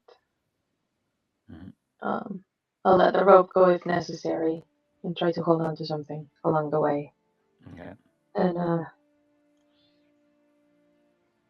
I didn't know that this was going to be this big and scary, and I would have thought that we would see things because there's nothing blocking it. Do you know where the ship we're going to is, or where are we going, or? He looks down at you and says, as you holding on for dear life to whatever you can so you don't get thrown overboard by these heaving waves that are causing the ship to roll back and forth and up and down. He just looks at you and says, "Well, we're going to where the ship was last spotted, which should be about here, should it not?" Yeah, that's why I'm asking. I know nothing of the sea. I mean, there's no more directions to go to. 'Cause, like when you're in a mountain, you can go down, or you can go here, you can go there. But here, it's just everywhere is the same, and there's nowhere to hide. Like, where are they? I do not know. I intend on sailing north along the coast for some leagues, and if there is no sight of them, he yells out to another sailor to climb up to the crow's nest as a spotter to see if he can see anything. But if there's nothing there, I'll turn south. Okay. What did um Captain Fleet have to say about this? He gave explicit orders not to be disturbed until we have found the ship.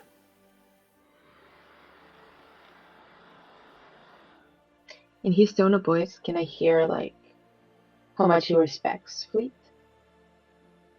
Go ahead and make another insight check.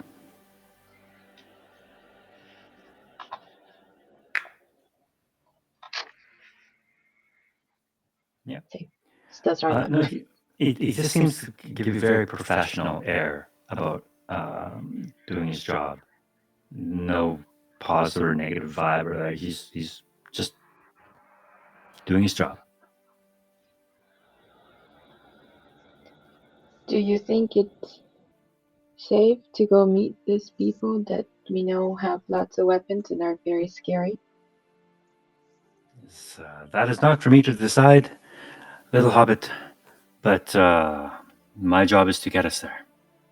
The rest, I believe, is up to you and Captain Fleet.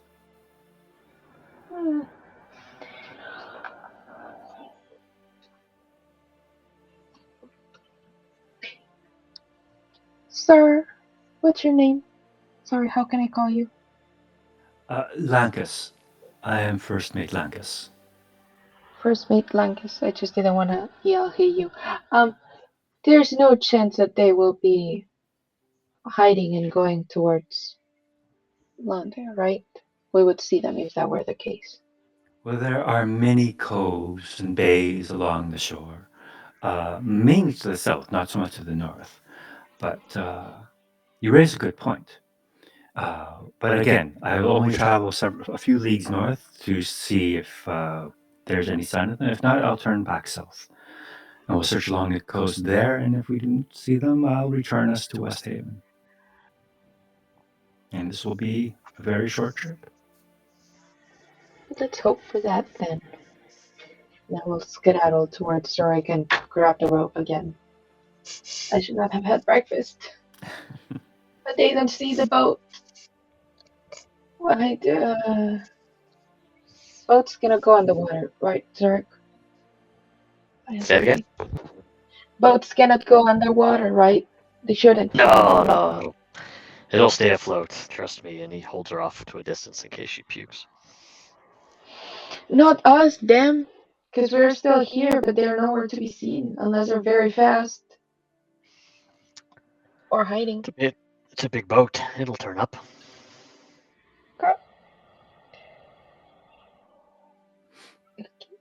I go and throw up again, and then go back and hold her. All right. How much should I need that much? So the boat sails north along the coast for a little bit. You do see the odd, like as I mentioned before, odd little settlements along the shore of fisher folk. But other than that, no sign of the black ship. You can see where you actually came out along the shore to where you first saw it. You can recognize where that was. So you're practically where the black ship was the previous day, and it's clearly not there anymore. So at this point, you travel a little bit further north, and before the first mate turns the ship around, and you head back south. And you start combing the shore along the south side of Londare. And on this side, there are a lot more coves and natural harbors and bays. it would be impossible for them to scour each and every one of them. First of all, the boat is too big and it can't have to take a long time to navigate those waters. So they're staying a little further out, and relying heavily upon an individual on the crow's nest to spot anything. But you spend another half hour heading south, still no sign. And then the first mate says, orders one of the sailors, retrieve Captain Fleet. There is no sight of this black ship, and he must be notified. We've been looking in the water. Do we see among like the land? Do we see like smoke or something that has been like that looks like an attack happened there? Yeah, no, there's no sign of anything like that.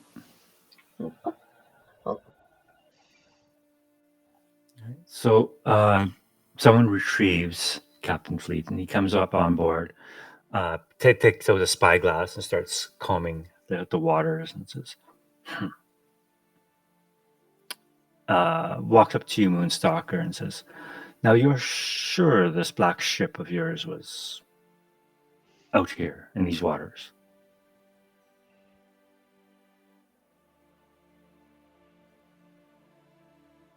Well, you're muted, I think. Sorry, yeah, it was. You saw their boats. They didn't come across the ocean by themselves. They had to have a ship. Indeed. Well, it would seem that ship is no longer here. We should return to West Haven then and confer again. Perhaps they have been scared off and they are no longer a threat.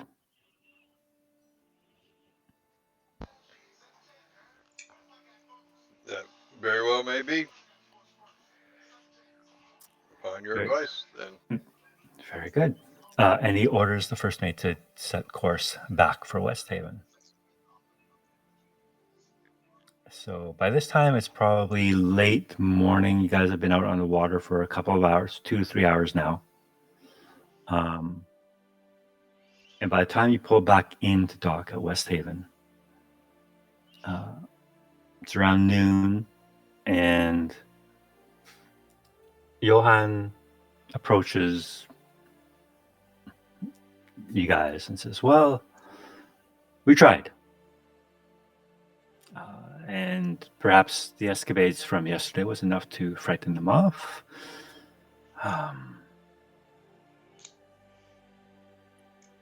We have nothing else we can do.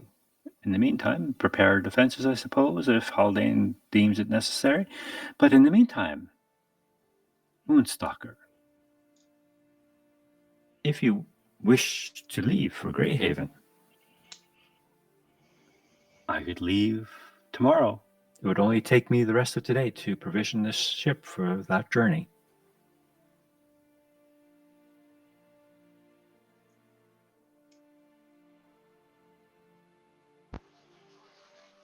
That very well may be. I think we all need to speak with the Queen first before we make any hasty decisions, yes? Of course. Of course. Wise counsel, as always. And I'm sure as that's the, worded Turgo. I mean, Zurich. Zerik's just glad we're turning around. and as the ramps are lowered back down to the deck, and back to Queen's Hall with you then, and I shall see you there in short order then. I'll bow and Zurich say, take my leave, Captain. Thank you. Zurich will interrupt Captain Fleet, who he's been rather cold with thus far. It says, "Merchant, what do you know of the dwarfs of Harmelt?" I know that we have not heard from them in quite some time. They owe me money. Or actually, no, they don't owe me money. They owe me goods. I have paid in advance for their services, and they have not delivered yet. And what do you get from them? Oh, just simple wares, tools, plates, stoneware. And they trade route from here to there? It's overland through Minhiriath. Now, it's not it's not the safest, but these are dwarves, and dwarves can take care of themselves, as you obviously well know. But the wild Other lands are traders the wild use that. lands. Other traders use that route as well, and have they been coming through? Not so much, no. This is pretty much only the dwarves that come in their trade caravans. Do you know the names of those that would bring you goods? The dwarven merchants. One moment, I will find that for you.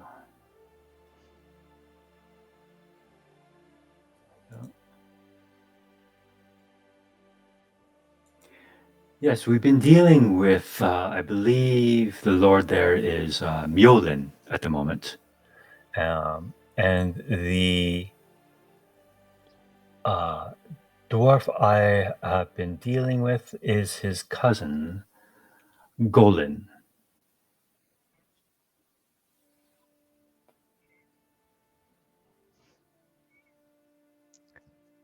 Zurich will huff and tug his beard and nod.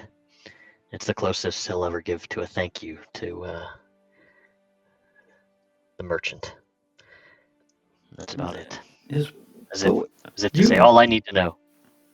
you are from Harmelt, are you? Are you not? You have the same countenance as those I deal with. My clan was. And you have no word from them either.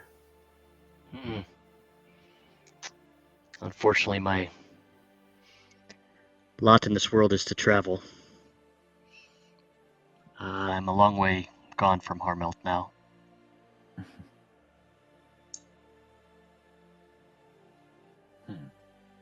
That is too bad. I was hoping that perhaps you would have news of them, or do you have plans to return home anytime soon?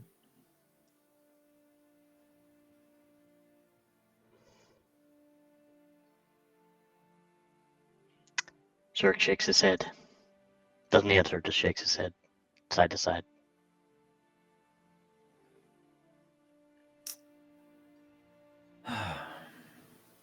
He looks at you and just kind of puts a hand on your shoulder and says,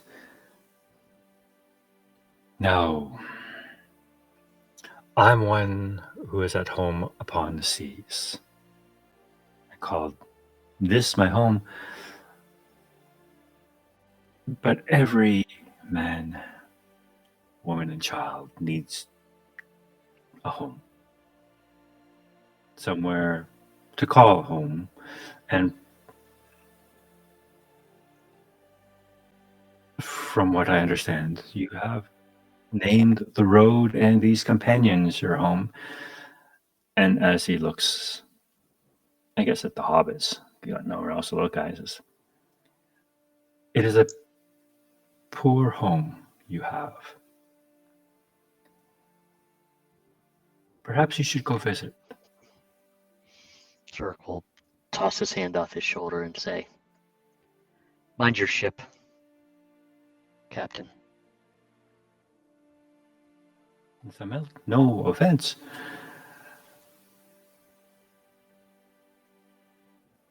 But if you do return home, or do decide to return home, please do let me know, as I would like to give you something to deliver to them, if that were the case.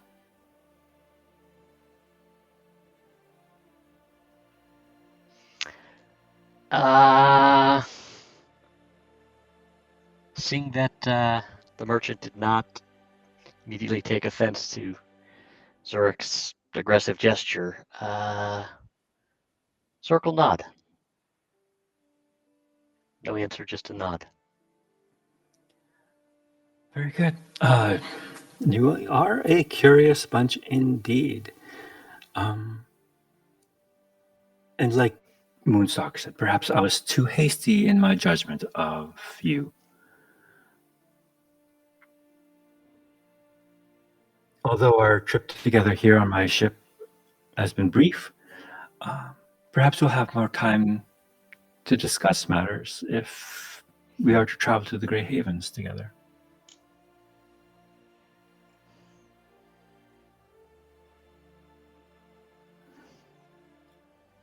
And with that, you can hear some sailors call for the captain for instructions, and he has, "Oh, I must attend to my ship now, as you mentioned before. Have a good day, and we shall speak again at council tonight with the Queen."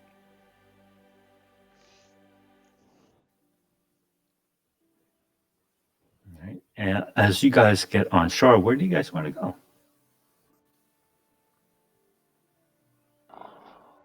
Is the beggar on the docks? He is not there. Motherfucker. I.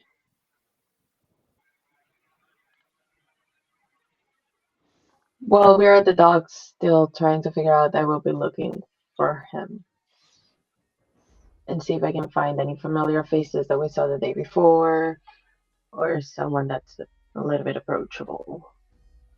Yeah. It's not a huge town.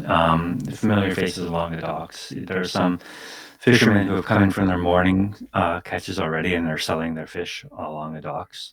Yeah. So.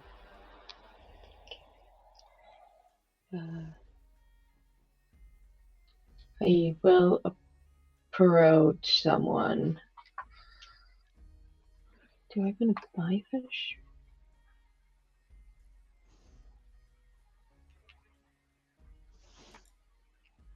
Sure. I'll approach someone that we either saw yesterday or Sure. just the friendliest face of the bunch. I'll Okay. try to find. Okay. And I'm gonna look at the fish and I'll be like, I just lost all my breakfast. I don't know if I can put anything else in it yet. I come back for this. Hi, how was the first morning after yesterday? The fish. They aren't a biting today. I'm only got half a catch in what I normally get. Not quite sure if it was all the ruckus yesterday that scared them off, or I wish I could go out further, but there's rumors a hungry one is out there. He kind of leans in when he says that conspiratorially. A hungry one? What is that? No, don't. There's tales of a large patch of seaweed. People describe it as black as ink. But those who travel through it or get caught within its grasps don't return, or if they do, they come back mad. I knew one fellow, didn't know him too well, young fisherman, maybe a few years back, went too far out looking for a big catch and got himself caught up in the hungry one's tendrils. But he managed to escape and came back. All he could blather about was, I don't know, what was he saying? Casa Doom was all he could say. And then he disappeared.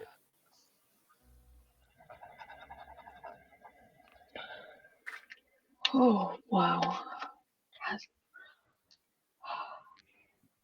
And there's no one else here that has gone that far. I don't want to go. That I don't know how you guys do it. This is amazing. I just went on that ship over there with Fleet, and I am not made for the water. I shall say. Is there anyone else that's gone that far? I like stories. I don't want to see it though. Well, there are tales. Oh, there have been not tales, but sightings of the Hungry One again in recent days. So we cast our nets a little closer to shore these days now. How did it go away the first time? It's a mystery. It comes and goes. When it comes, it's usually a bearer of ill omen.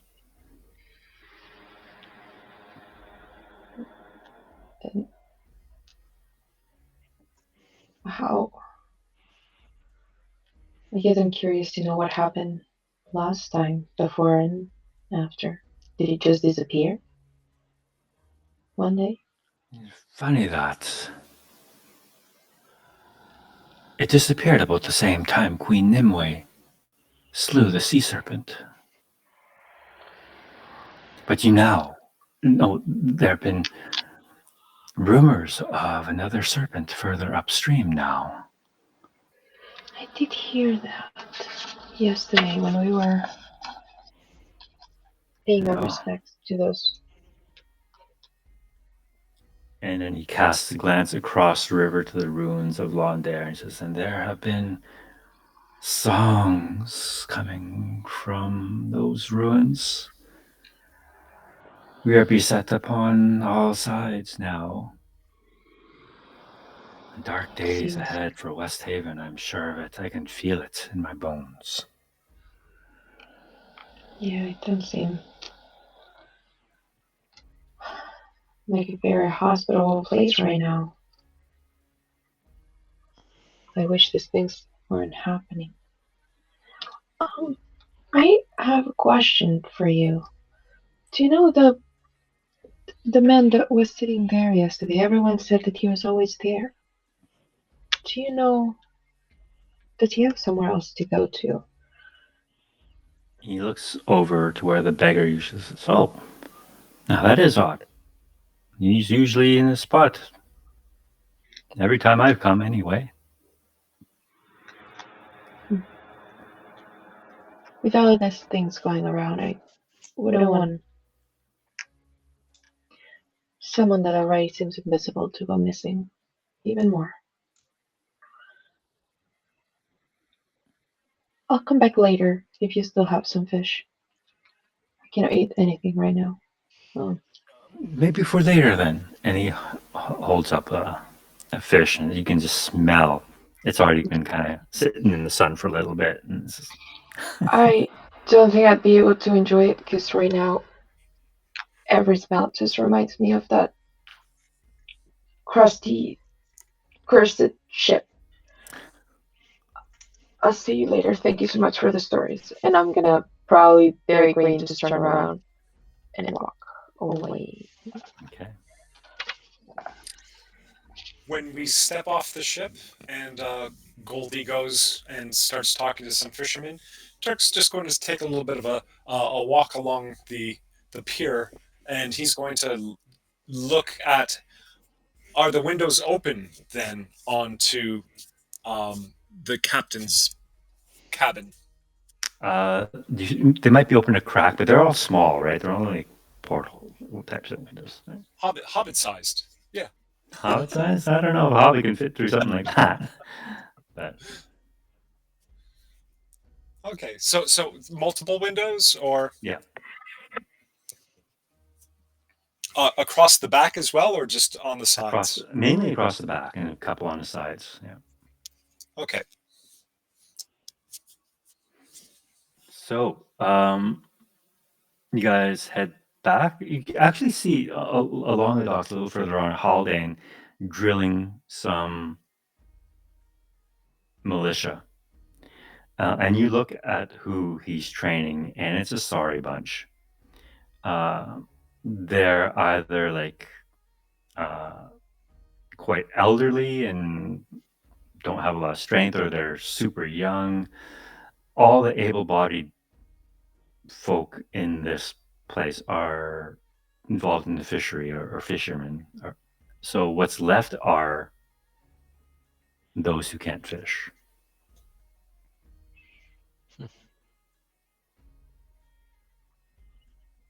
And you can see Haldane trying to drill them with the swords. Thrust, guard up, lunge, and he's just trying to drill them, and they're all fucking up all over the place. They don't know what the hell they're doing.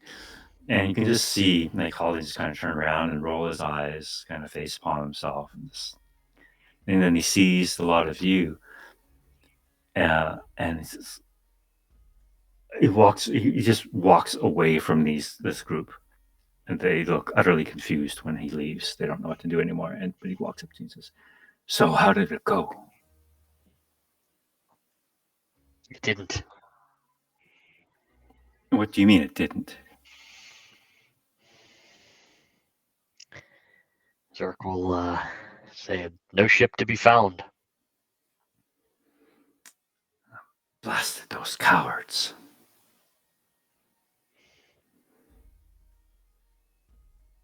Then we'll have to send out scouting parties and find them, root them out.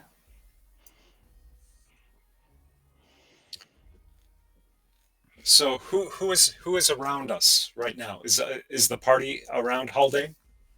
Yeah, all of you, I would say, except Goldie. Goldie's having a conversation with the fisherman at this moment.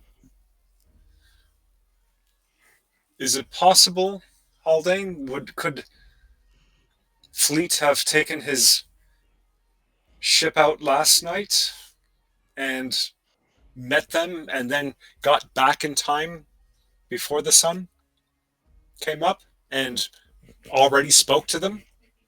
And that's why they're not there? Haldane looks at you and says, I don't know. Moonstalker and I came down to the docks quite late at night. It would take some effort to... And people would notice if a ship that size were to leave dock. Who would have noticed? Anyone who lives along here, but it's not an easy thing to move a ship that size. It takes a crew of some number. And sailing in the dark is not often advised. It doesn't take a sailor to know that. I would highly doubt that he was able to leave the harbor and come back in Nimwe's grace. He could have sent his spies. Zark will grumble under his breath. Loud enough for the others to hear. Yes, the boat that you brought back, that you Nick, you stole from, yeah, that's gone.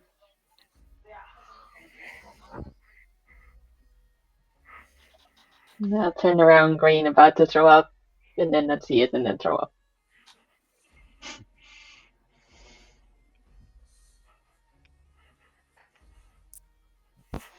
Oh, as I walk past Haldane, I'll be like, obviously the snake slithered. He looks at you and kind of comes in close and says, I would advise you to keep your voice down. Despite your feelings for him, he is still a member of the Queen's inner circle. And to speak ill of him. So I understand. That's why I did not use his name. I understand. I knew you would know who I was talking about. But what proof do you have of his treachery? None. The ship's gone. It's not north half an hour. It's not south half an hour. And the boat that we captured from the Corsairs is gone.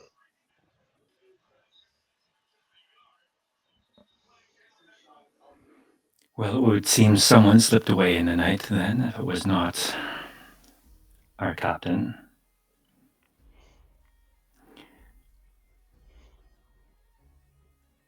Then emissaries of his. Emissaries.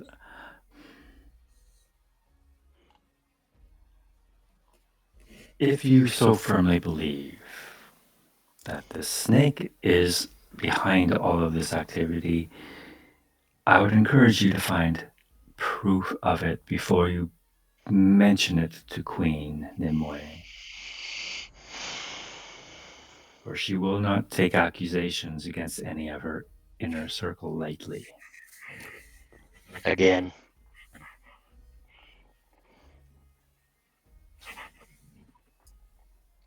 As we're walking away, after, because I kind of like brush, past until he stopped me, I'm not going to distract him from his duties. He's obviously training people to try to be soldiers. So I'm not going to take away from even 1 second of that. I mean, that could be the difference between life and death for them. So, not as we're walking away, though, I'll look back at Turk and Goldie and raise my eyebrow. You heard what he said.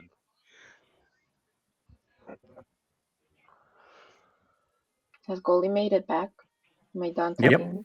Yep. Okay. I'm sorry, I thought Goldie was there. My bad. No. I'll just do it to Turk then. Goldie appears in that moment, running. I thought it's gone.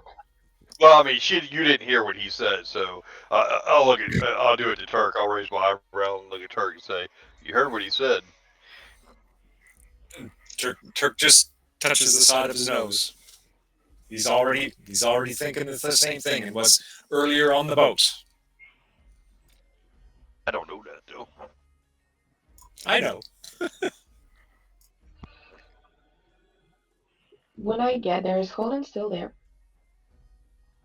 Haldane? Yeah, he's still there. He's still making his way back to his kind of sad-looking group of wannabe soldiers. Okay. I gonna tap him. And did you guys recruit the beggar that was sitting there? For some reason, I am very interested in knowing where he's at. Same way as Fleet was yesterday. Do you know where he could be? He looks at you and says, "I'm sorry, Lady Hobbit. I have not seen the beggar, and I certainly did not recruit him. Although he might do better than this sorry lot already." Before I go, one thing. Look at me. And I'll just like do a little turnaround. Does it seem like much to you? And if they can hear, I'll just like be a little louder to any of you. Just a short hobbit. But I am capable. I killed those guys there. With not much, I gotta say. It was very scary, but I did it. You gotta give people that don't look like it a little bit of credit. And I'll just like kind of look behind them to everyone and be like, it is on you. Your town will depend on you. And you might be tired and old or young, but you can do it. We don't look like it, but we can do it. Try to inspire them. Okay. Haldane says, "No, you heard it from Lady Hobbit. The Hobbit maybe half in stature, but a heart twice as big as any of yours. Now, get back to work." And he just starts ordering them into new maneuvers now, and they kind of wearily pick up their swords and shields and try to follow along to his instructions. And he just constantly yells at them, correcting them. Tough love. It'll work. Someone should beat them though. All right. So are you guys going to stay in West Haven, or are you guys going to head back to Queen's Hall? I will head back to the Queen's Hall myself and try to freshen up. Maybe try to take a bath, wash my clothes a little bit. Circle check in on you, Khalil. All right. I'll say it's by this point, she might have had a conversation with the Queen already, but I don't know what that was. So, Yep, she's hanging out. As long as she's safe and sound, Zurich will Safe and breathe a sound. sigh of relief. Has a little bit of a headache, but I think okay otherwise. Um, Well, as elves are a you're little delicate, so Zurich understands. as you're making your way up, I'm just going to say this back to Queen's Hall. You are intercepted by Eriador. He sees you come back on Fleet's boat and kind of intercepts you on the road back up to the Queen's Hall and says, "So what's the deal then? We sail for the Isle of Morrowind?" Unfortunately, the Corsair ship was not off the coast, half an hour north or half an hour south either. I will have to get back with you in the morning after we speak with the Queen tonight. He shakes his head. What does that ship have to do with Tall Morrowind? Don't you We need see a this ship to is get there, don't we? we do, but you were just on the rich man's boat. Could you not take that in the name of this quest? Is this quest not the most important thing that must be done to save this wretched place?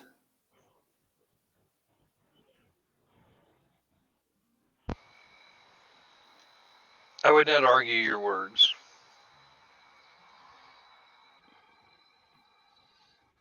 But as I said, we must speak with the Queen first tonight. Ah,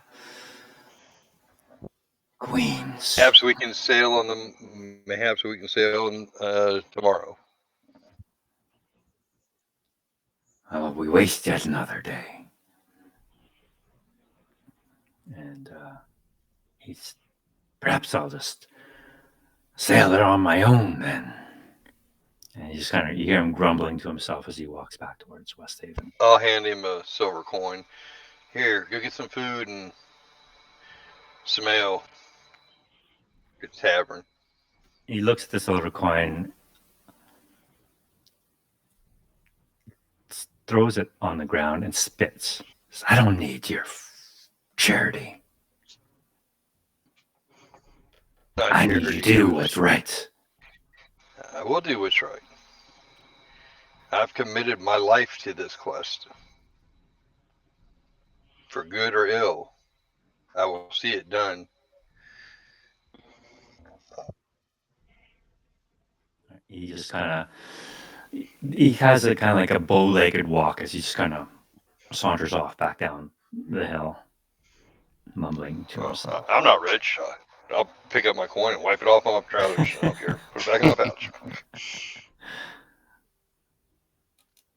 All right, so you return back to the Queen's Hall, and you can see as you pass through the main chamber, the Queen is in attendance, and there are some servants there, and she sees you and says, "Oh, you're back," and she waves away the attendants and ushers you forward. I would have news of your mission. What do they wish? What do they want?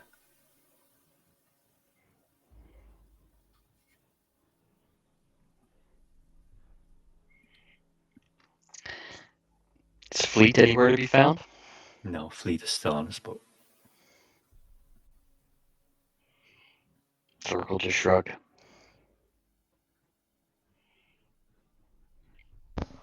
Sorry, I think I missed something. I had somebody talk to me while I was sitting down.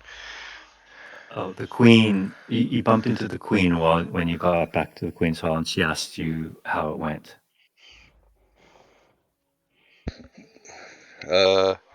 I'll bow and say, unfortunately, Your Majesty, the Corsairs were nowhere to be found.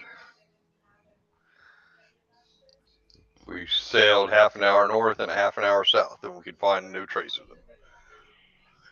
But the boat we had captured from the Corsairs was stolen and is now gone from the harbor.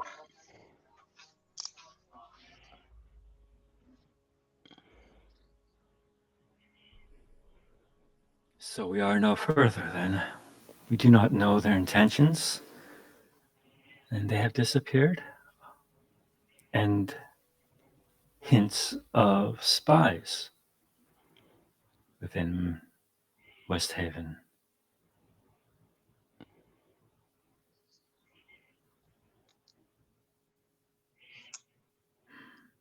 Zurich nods. Then we shall proceed with our preparations then. I have no choice. I will not leave my city undefended. And what of you then? I cannot ask any more of you. I've delayed you long enough. Shall you continue with your own quest? I think we would like to sit in on your council this evening before any final decisions are made, if that is okay with you, Your Majesty, and I'll bow. Of course. You are all welcome to dine tonight. But I will not hold you here any longer. I know you have before you a difficult path. And these are troubles of my kingdom. And I cannot ask you any more than what you've already done.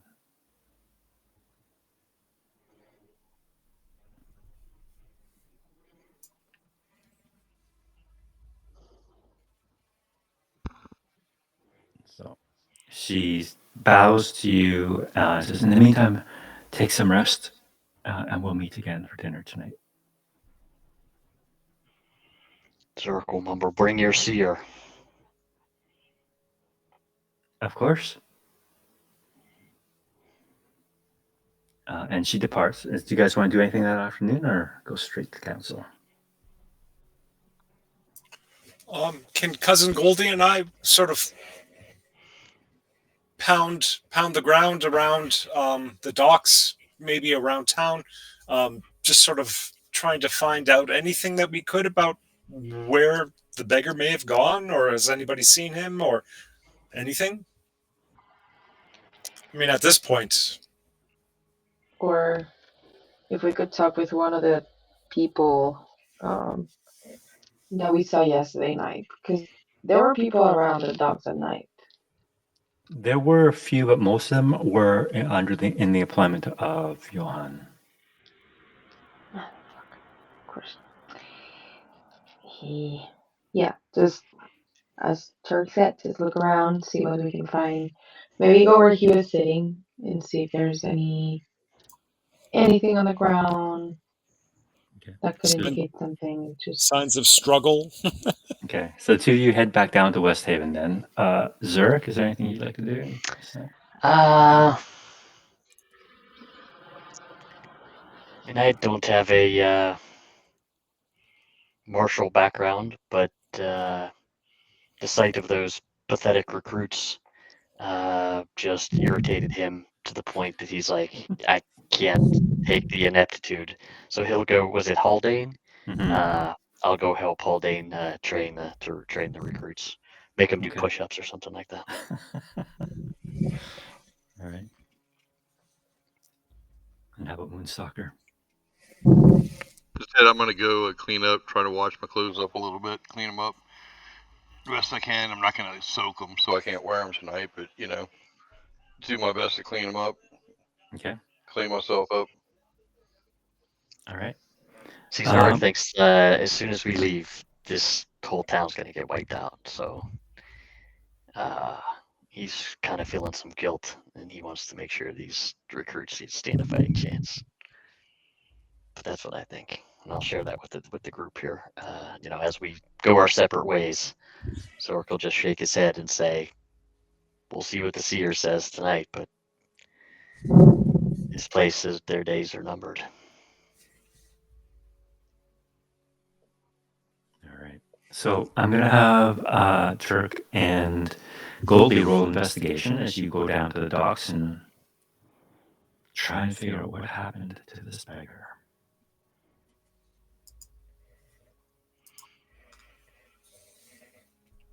All right. You ask around, you investigate like where he's sitting, you see if there's any sign of him or like any belongings. Oddly, on such a busy dock, nobody seems to have noticed that uh, he's gone. In fact, he's been a fixture there for so long, people just kind of ignored him until you point out the fact that he's gone. Oh, yeah, he is gone. And when you look where he was sitting, there's nothing left there to indicate that he was ever there.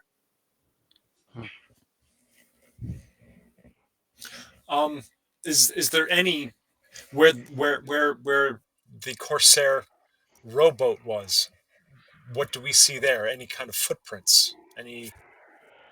So the Corsair boat was tied up close to Fleet's boat, close to Nimoy's Grace. So tied up to the docks. So there's not really any footprints per se because it is off the docks. It's not like pulled up onto the shore like in a muddy kind of thing. So Okay, so it wasn't beached. Usually, No. yeah. Okay.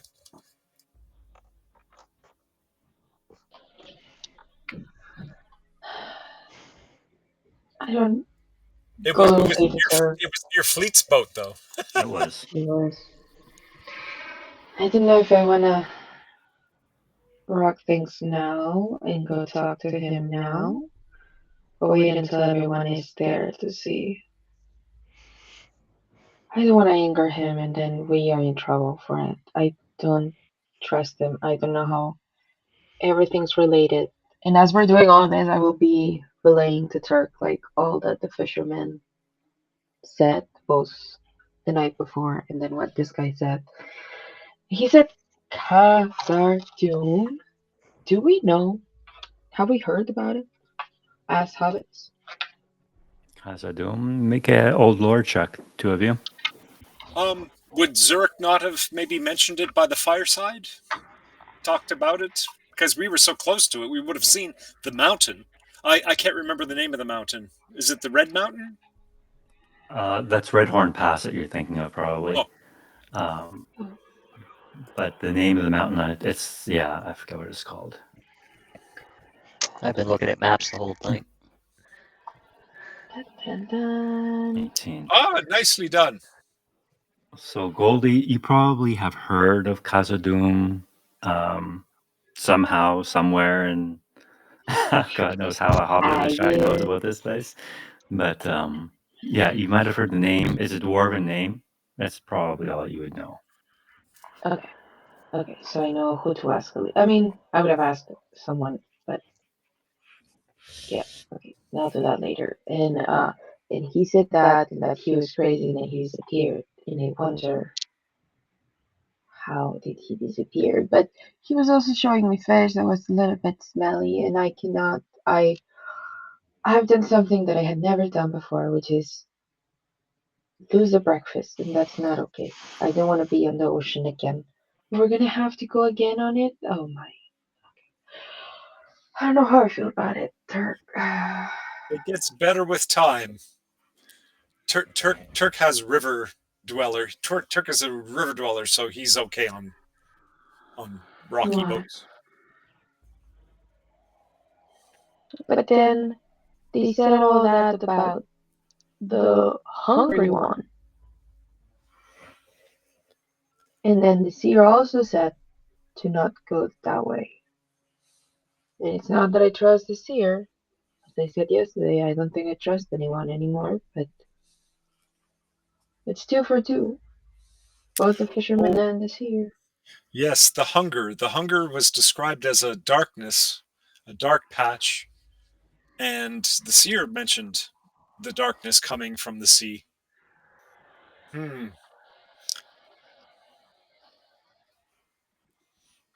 After our investigation, do we have time to help Zarek train people?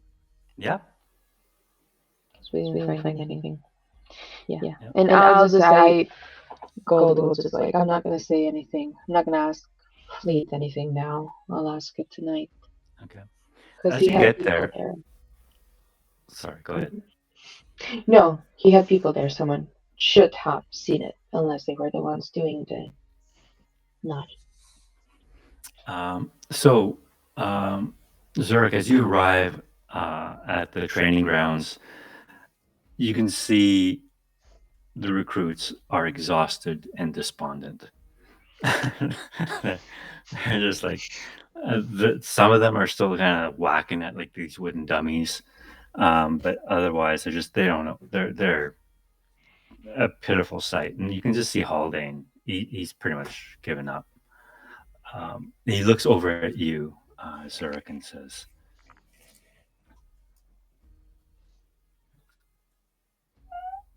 "We're doomed."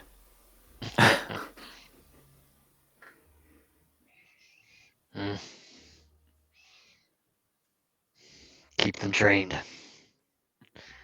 You'll be surprised what a group like this can do when their back is against the wall.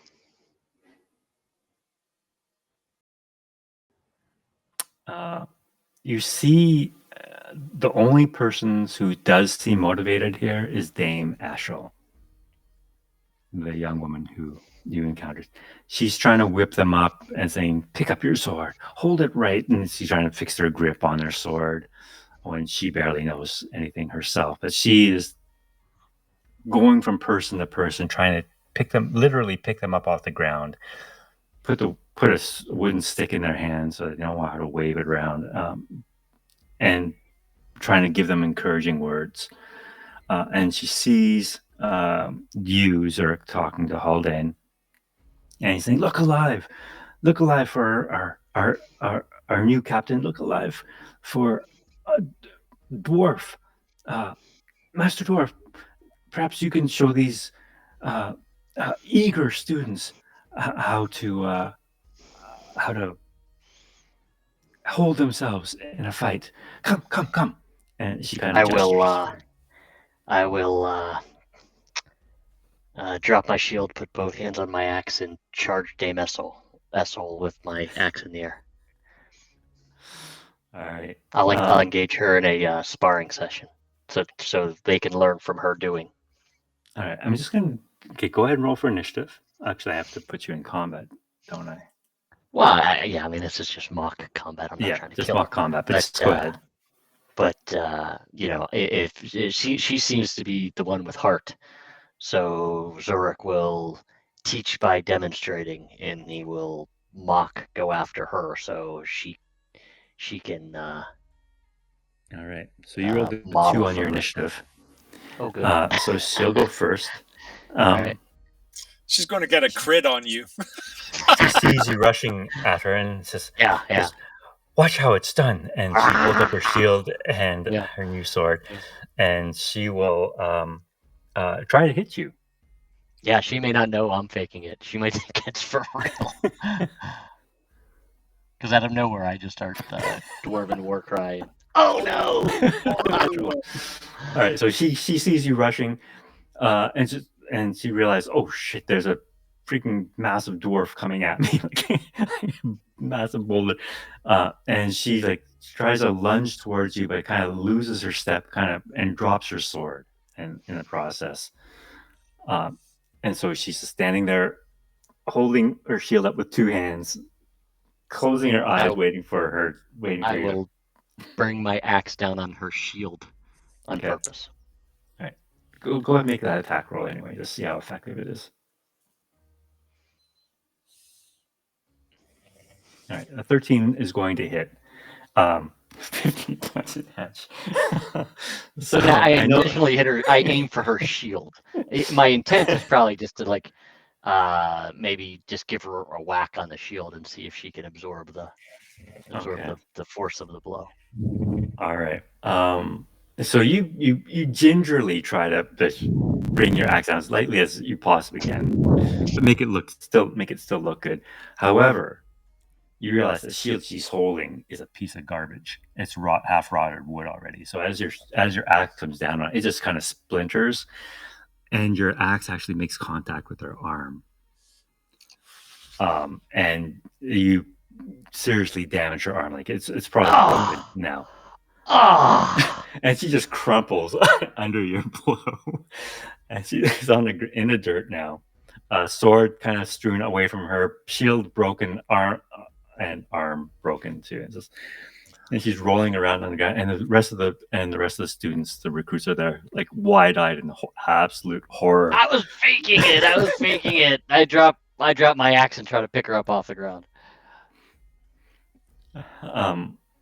And some of the recruits saying, "She's a knight, and she was felled in one blow. What chance do we have?" That's why you need to work harder. All of you, back on it, back up. Continue with your exercises. That's why you need to work harder. Can you make an intimidation check for me, please? Good Lord, I hope I can do something right here.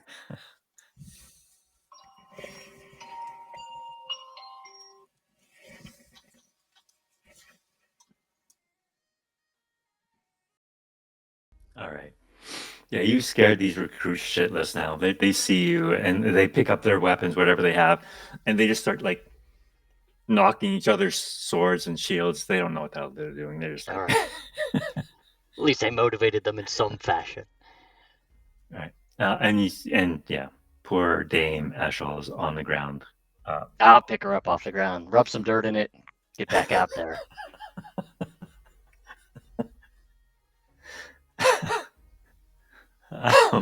Haldane looks at you, and says, "Master Dwarf, may I ask that you leave the instruction to me in the future? I understand your intentions are noble and good, but perhaps they are not quite ready for your advanced level of instruction just yet."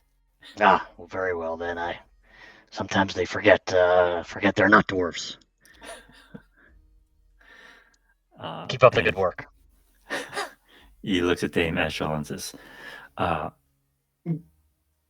you okay, Eshel?" And I'll be fine. And she's like gingerly holding her arm. Kind of hobbles over to her sword, picks it up, puts it back in her sheath, and just kind of looks really embarrassed and really dejected as she just kind of hunches over her arm and makes her way back up to Queen's Hall to get attention. She'll be fine. So, it's about this time. My job here is destroy half the fighters in the city. My job done. All right. Carry on, Upperland. Turk and Goldie, you see this just kind of unfolding as you approach. You see Dame Eshel just kind of limp off. When I said tough love, that's not what I meant. Oh no. Okay. Yeah. Did we cross paths with her? Yeah. I'll stop her. And like, do you want me? I mean, probably someone up there has better insight than me. But do you want me to look at your arm a little bit, or are you good? Can you wiggle the fingers? You can tell as she sees you, she just kind of turns her head as if she's trying to ignore you. Make a perception check or insight. Perception. You can tell she's crying. And she's trying to hide that from you. Yeah, I'll just. I will try to grab her. If she pushes past me, I'm not gonna stop her, but I'm gonna try to hold her. Okay. She stops in front of you and says, "No, I'm sorry. This is not becoming of a knight of the Queen." No. Look, there's no shame in being whacked by Zora. We all get whacked by him from time to time. That's how he shows that he cares, and we're trying to deal it back a little bit because we're not made of stone, and he forgets that. And There's no shame in that. You try and you have your heart where it belongs and you care. So don't be ashamed, especially because Zurich whacked you, because he whacks everyone. Um, you have the fight in you. Don't forget that. Because if you forget that, then you'll lose it. She sniffles. Thank you're too kind. Um, but I should get this looked at. Hmm. Yeah, don't. And she moves past you up to the Queen's Hall. I tell you. Um, I just if you shake my head. Zerk, you're down there, and Goldie and Zerk, you arrive there. And you would have known this as well, Moonstalker, when you saw them training earlier that morning. Um, these guys could have years to prepare, and they're not going to be ready. They don't. There are no warriors amongst them.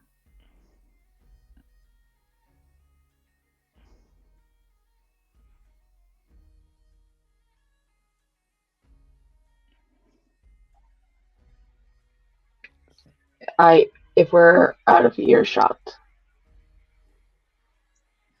um, from them, like I'm gonna try not to say it out loud, and just, uh, I will murmur Turk and Zorik there, and just kind of,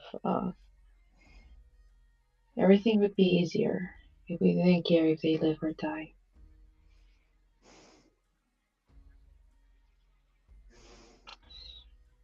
Because now, what do? We save, we stay and try to save this little one, this little amount of people, or do we go and maybe let them figure it out and probably die while we go trying to look at the bigger picture? Where's Yukaliel? She'd figure this out. Yeah. Yeah. Is there anything else you guys want to do in West Haven? I think my job is done here for today. Other than sneaking onto the boat at some point in the evening. I think I've done enough for one day.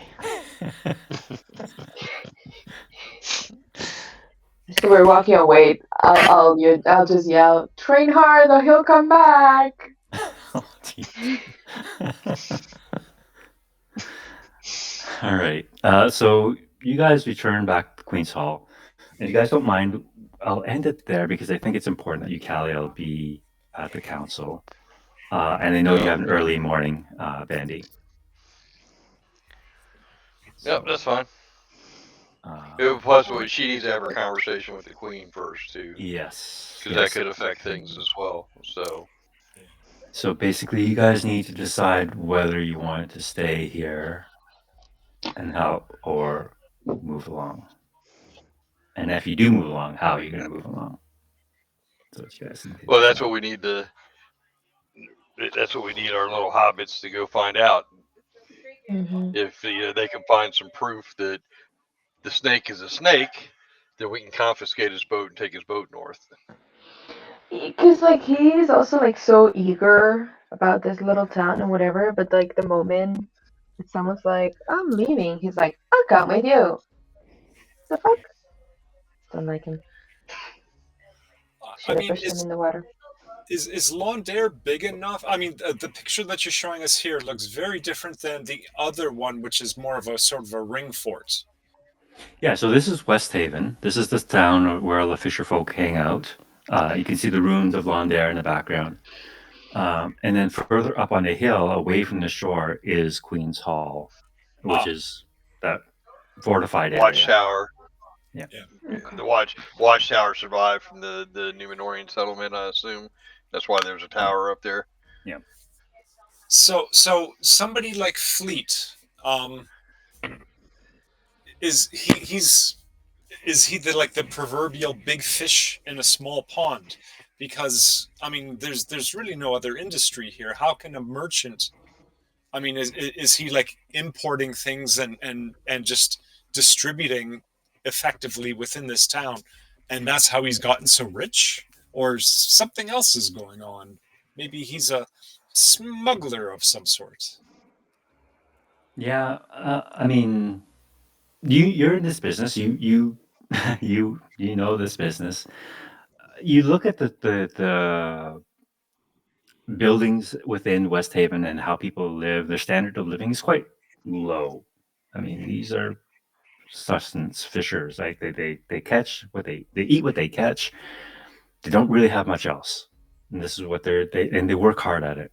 There's not a lot of commerce here aside from that. It kind of centers around fishing, so if they need more line, more boats or whatever, it's all kind of centered around that industry.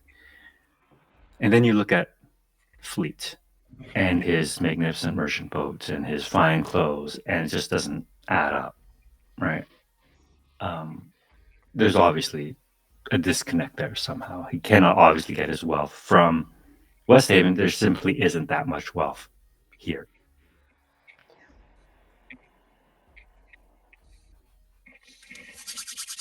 My guess is he's taking the goods he trades, he buys from the dwarves, and he's taking it down to Umbar and trading stuff with Umbar and other, maybe even Belfalos and Pelargir, and making money off the stuff he buys from the dwarves, selling it down there. Would it now? I'm just going to broach this just as sort of as a devil's advocate. Would it not be a bad thing, or should we consider?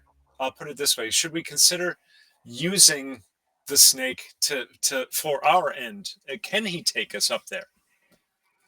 If it comes to that, He If you guys don't find proof, he is taking us north.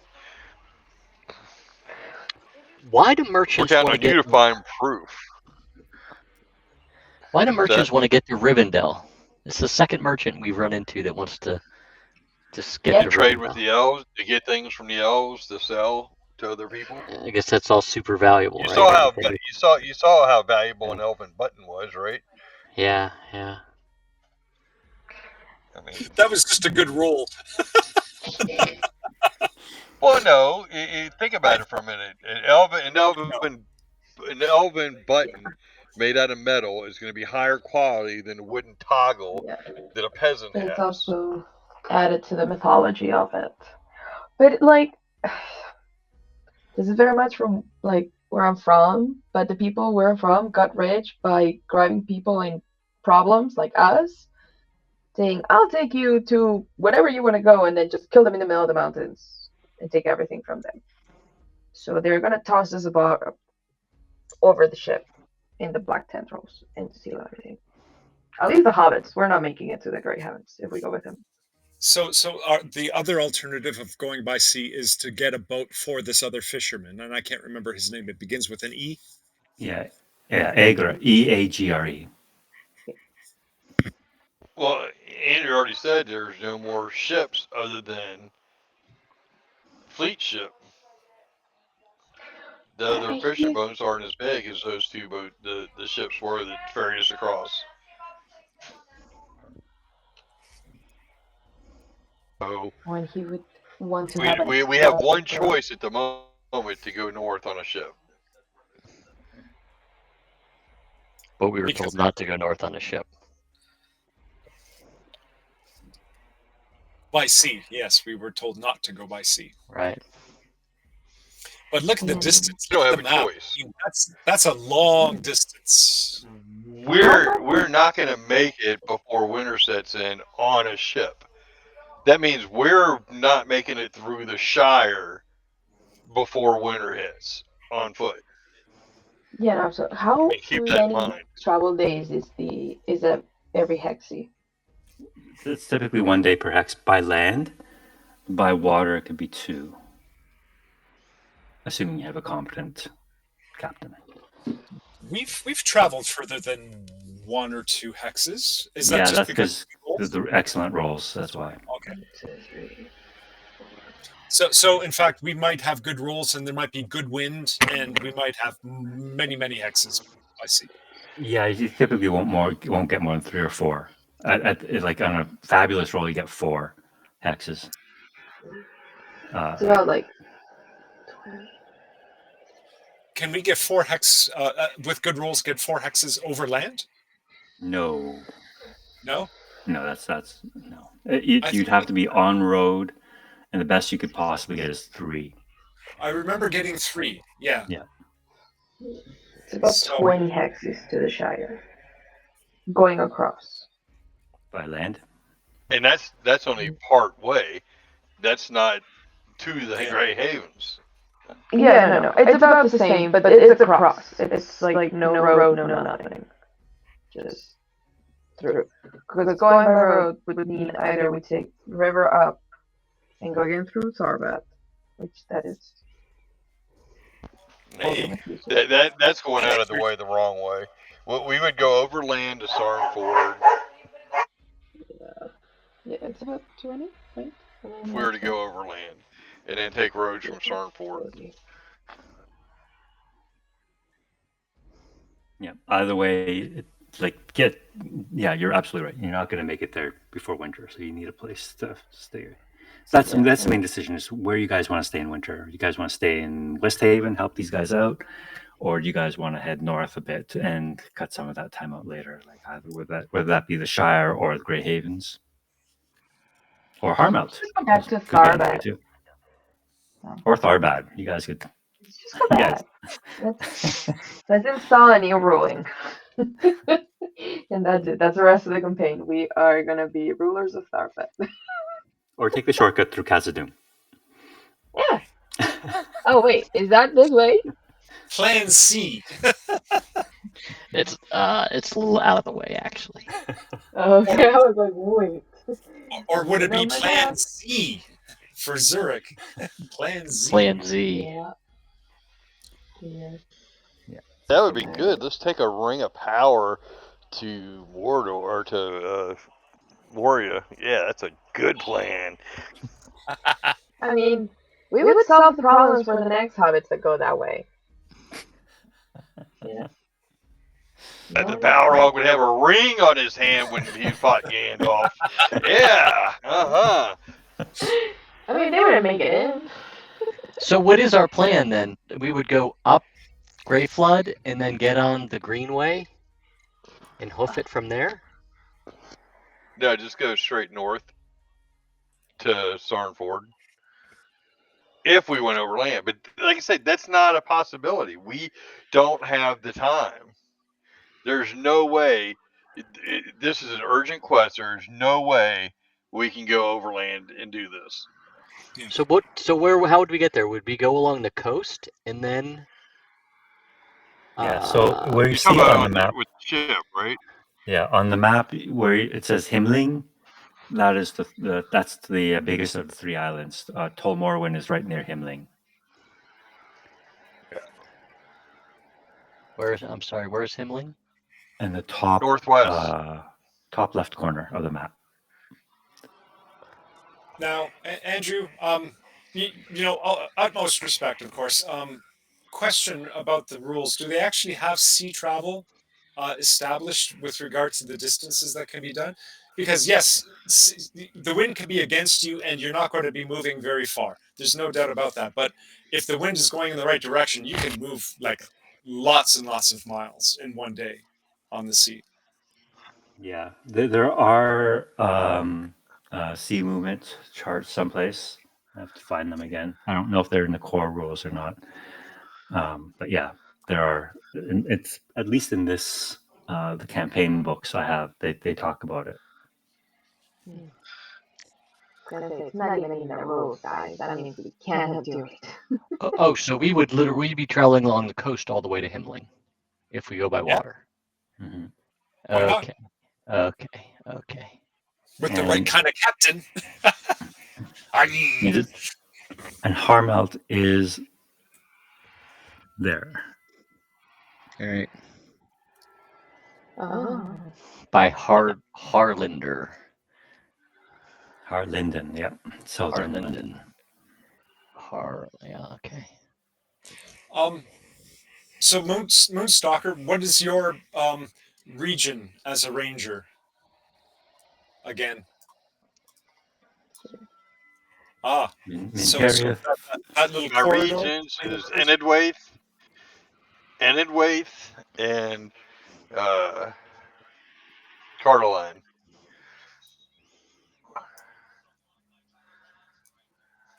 Okay, So Enidwaith, the southern section. Yeah. Cardoline, the two. Well, it's Bree, the Bree, that triangle around Bree, right? With the roads, that triangle, and then Enidwaith, which is from the River Eisen up to where, up north to Swanfleet. Okay. Oh, I thought you had Minheriath too. Okay, so it's just up No, here. I only got two. I've only got the Okay. two so far. Yeah. Okay. So, all right. Yeah, you suggest I start with the Cardolan, if you remember. Yeah. Even though I'm from Rudar, you said Cardolan, so. Yeah. Which Hey, Andrew, technically Mineraith and Enidwaith is Cardolan, but they break it down farther than that. So. Yeah. on the player maps in the handouts, not the map that you had up on the battle map, Mhm. but the Mhm. player map in the handout.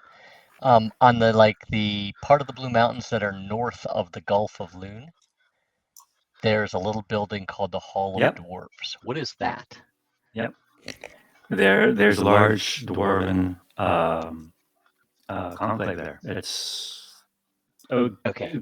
be the equivalent of Khazad-dûm in the Blue Mountains. It's big, Okay. not as grand, obviously, but it's big. But Harmelt is in the Blue Mountains south of the Gulf of Loon. Correct. South of Yeah. Mitchland, so there's Grey Havens right there in the Gulf of Loon. Okay. And the Blue Mountains extend south of it, and Harmelt is part of the southern range. Yep. You'll notice all the names around there are like Harlinden, Harlond. Yeah. Cool. All right. Thank you. All right. So like that where the mountains go point to 1 o'clock on the north side, that's where Arendil, my ancestor, hid from the Witch King, and then he went from he changed his name to Arvidui, and he went from there to the ice bay of Foreshell, and then that's where he got on the boat that came from the Great Heavens to rescue him, and then crashed into the Witch King sent storms to crash him into the ice, and that's where the two Palantir from the north went. They're at the bottom of the bay of Foreshell. And that was the last king of Arnor. Who can swim? We can find the Palantir. Yeah, in the ice bay of Foreshell? Sure, buddy. This isn't D&D. It's like swimming in the Bering Strait, dude. Yeah. All right. Get that ring swimming. Okay, so yeah, you guys have some decisions to make next session. Whether by land or sea or stay put. Tough call. Okay. All right. Good game, everybody. Thanks, Andrew. All right. We'll see you in a couple of weeks then. Good week, guys. Thank you. Hey, Later. see you guys. Bye. Thank you.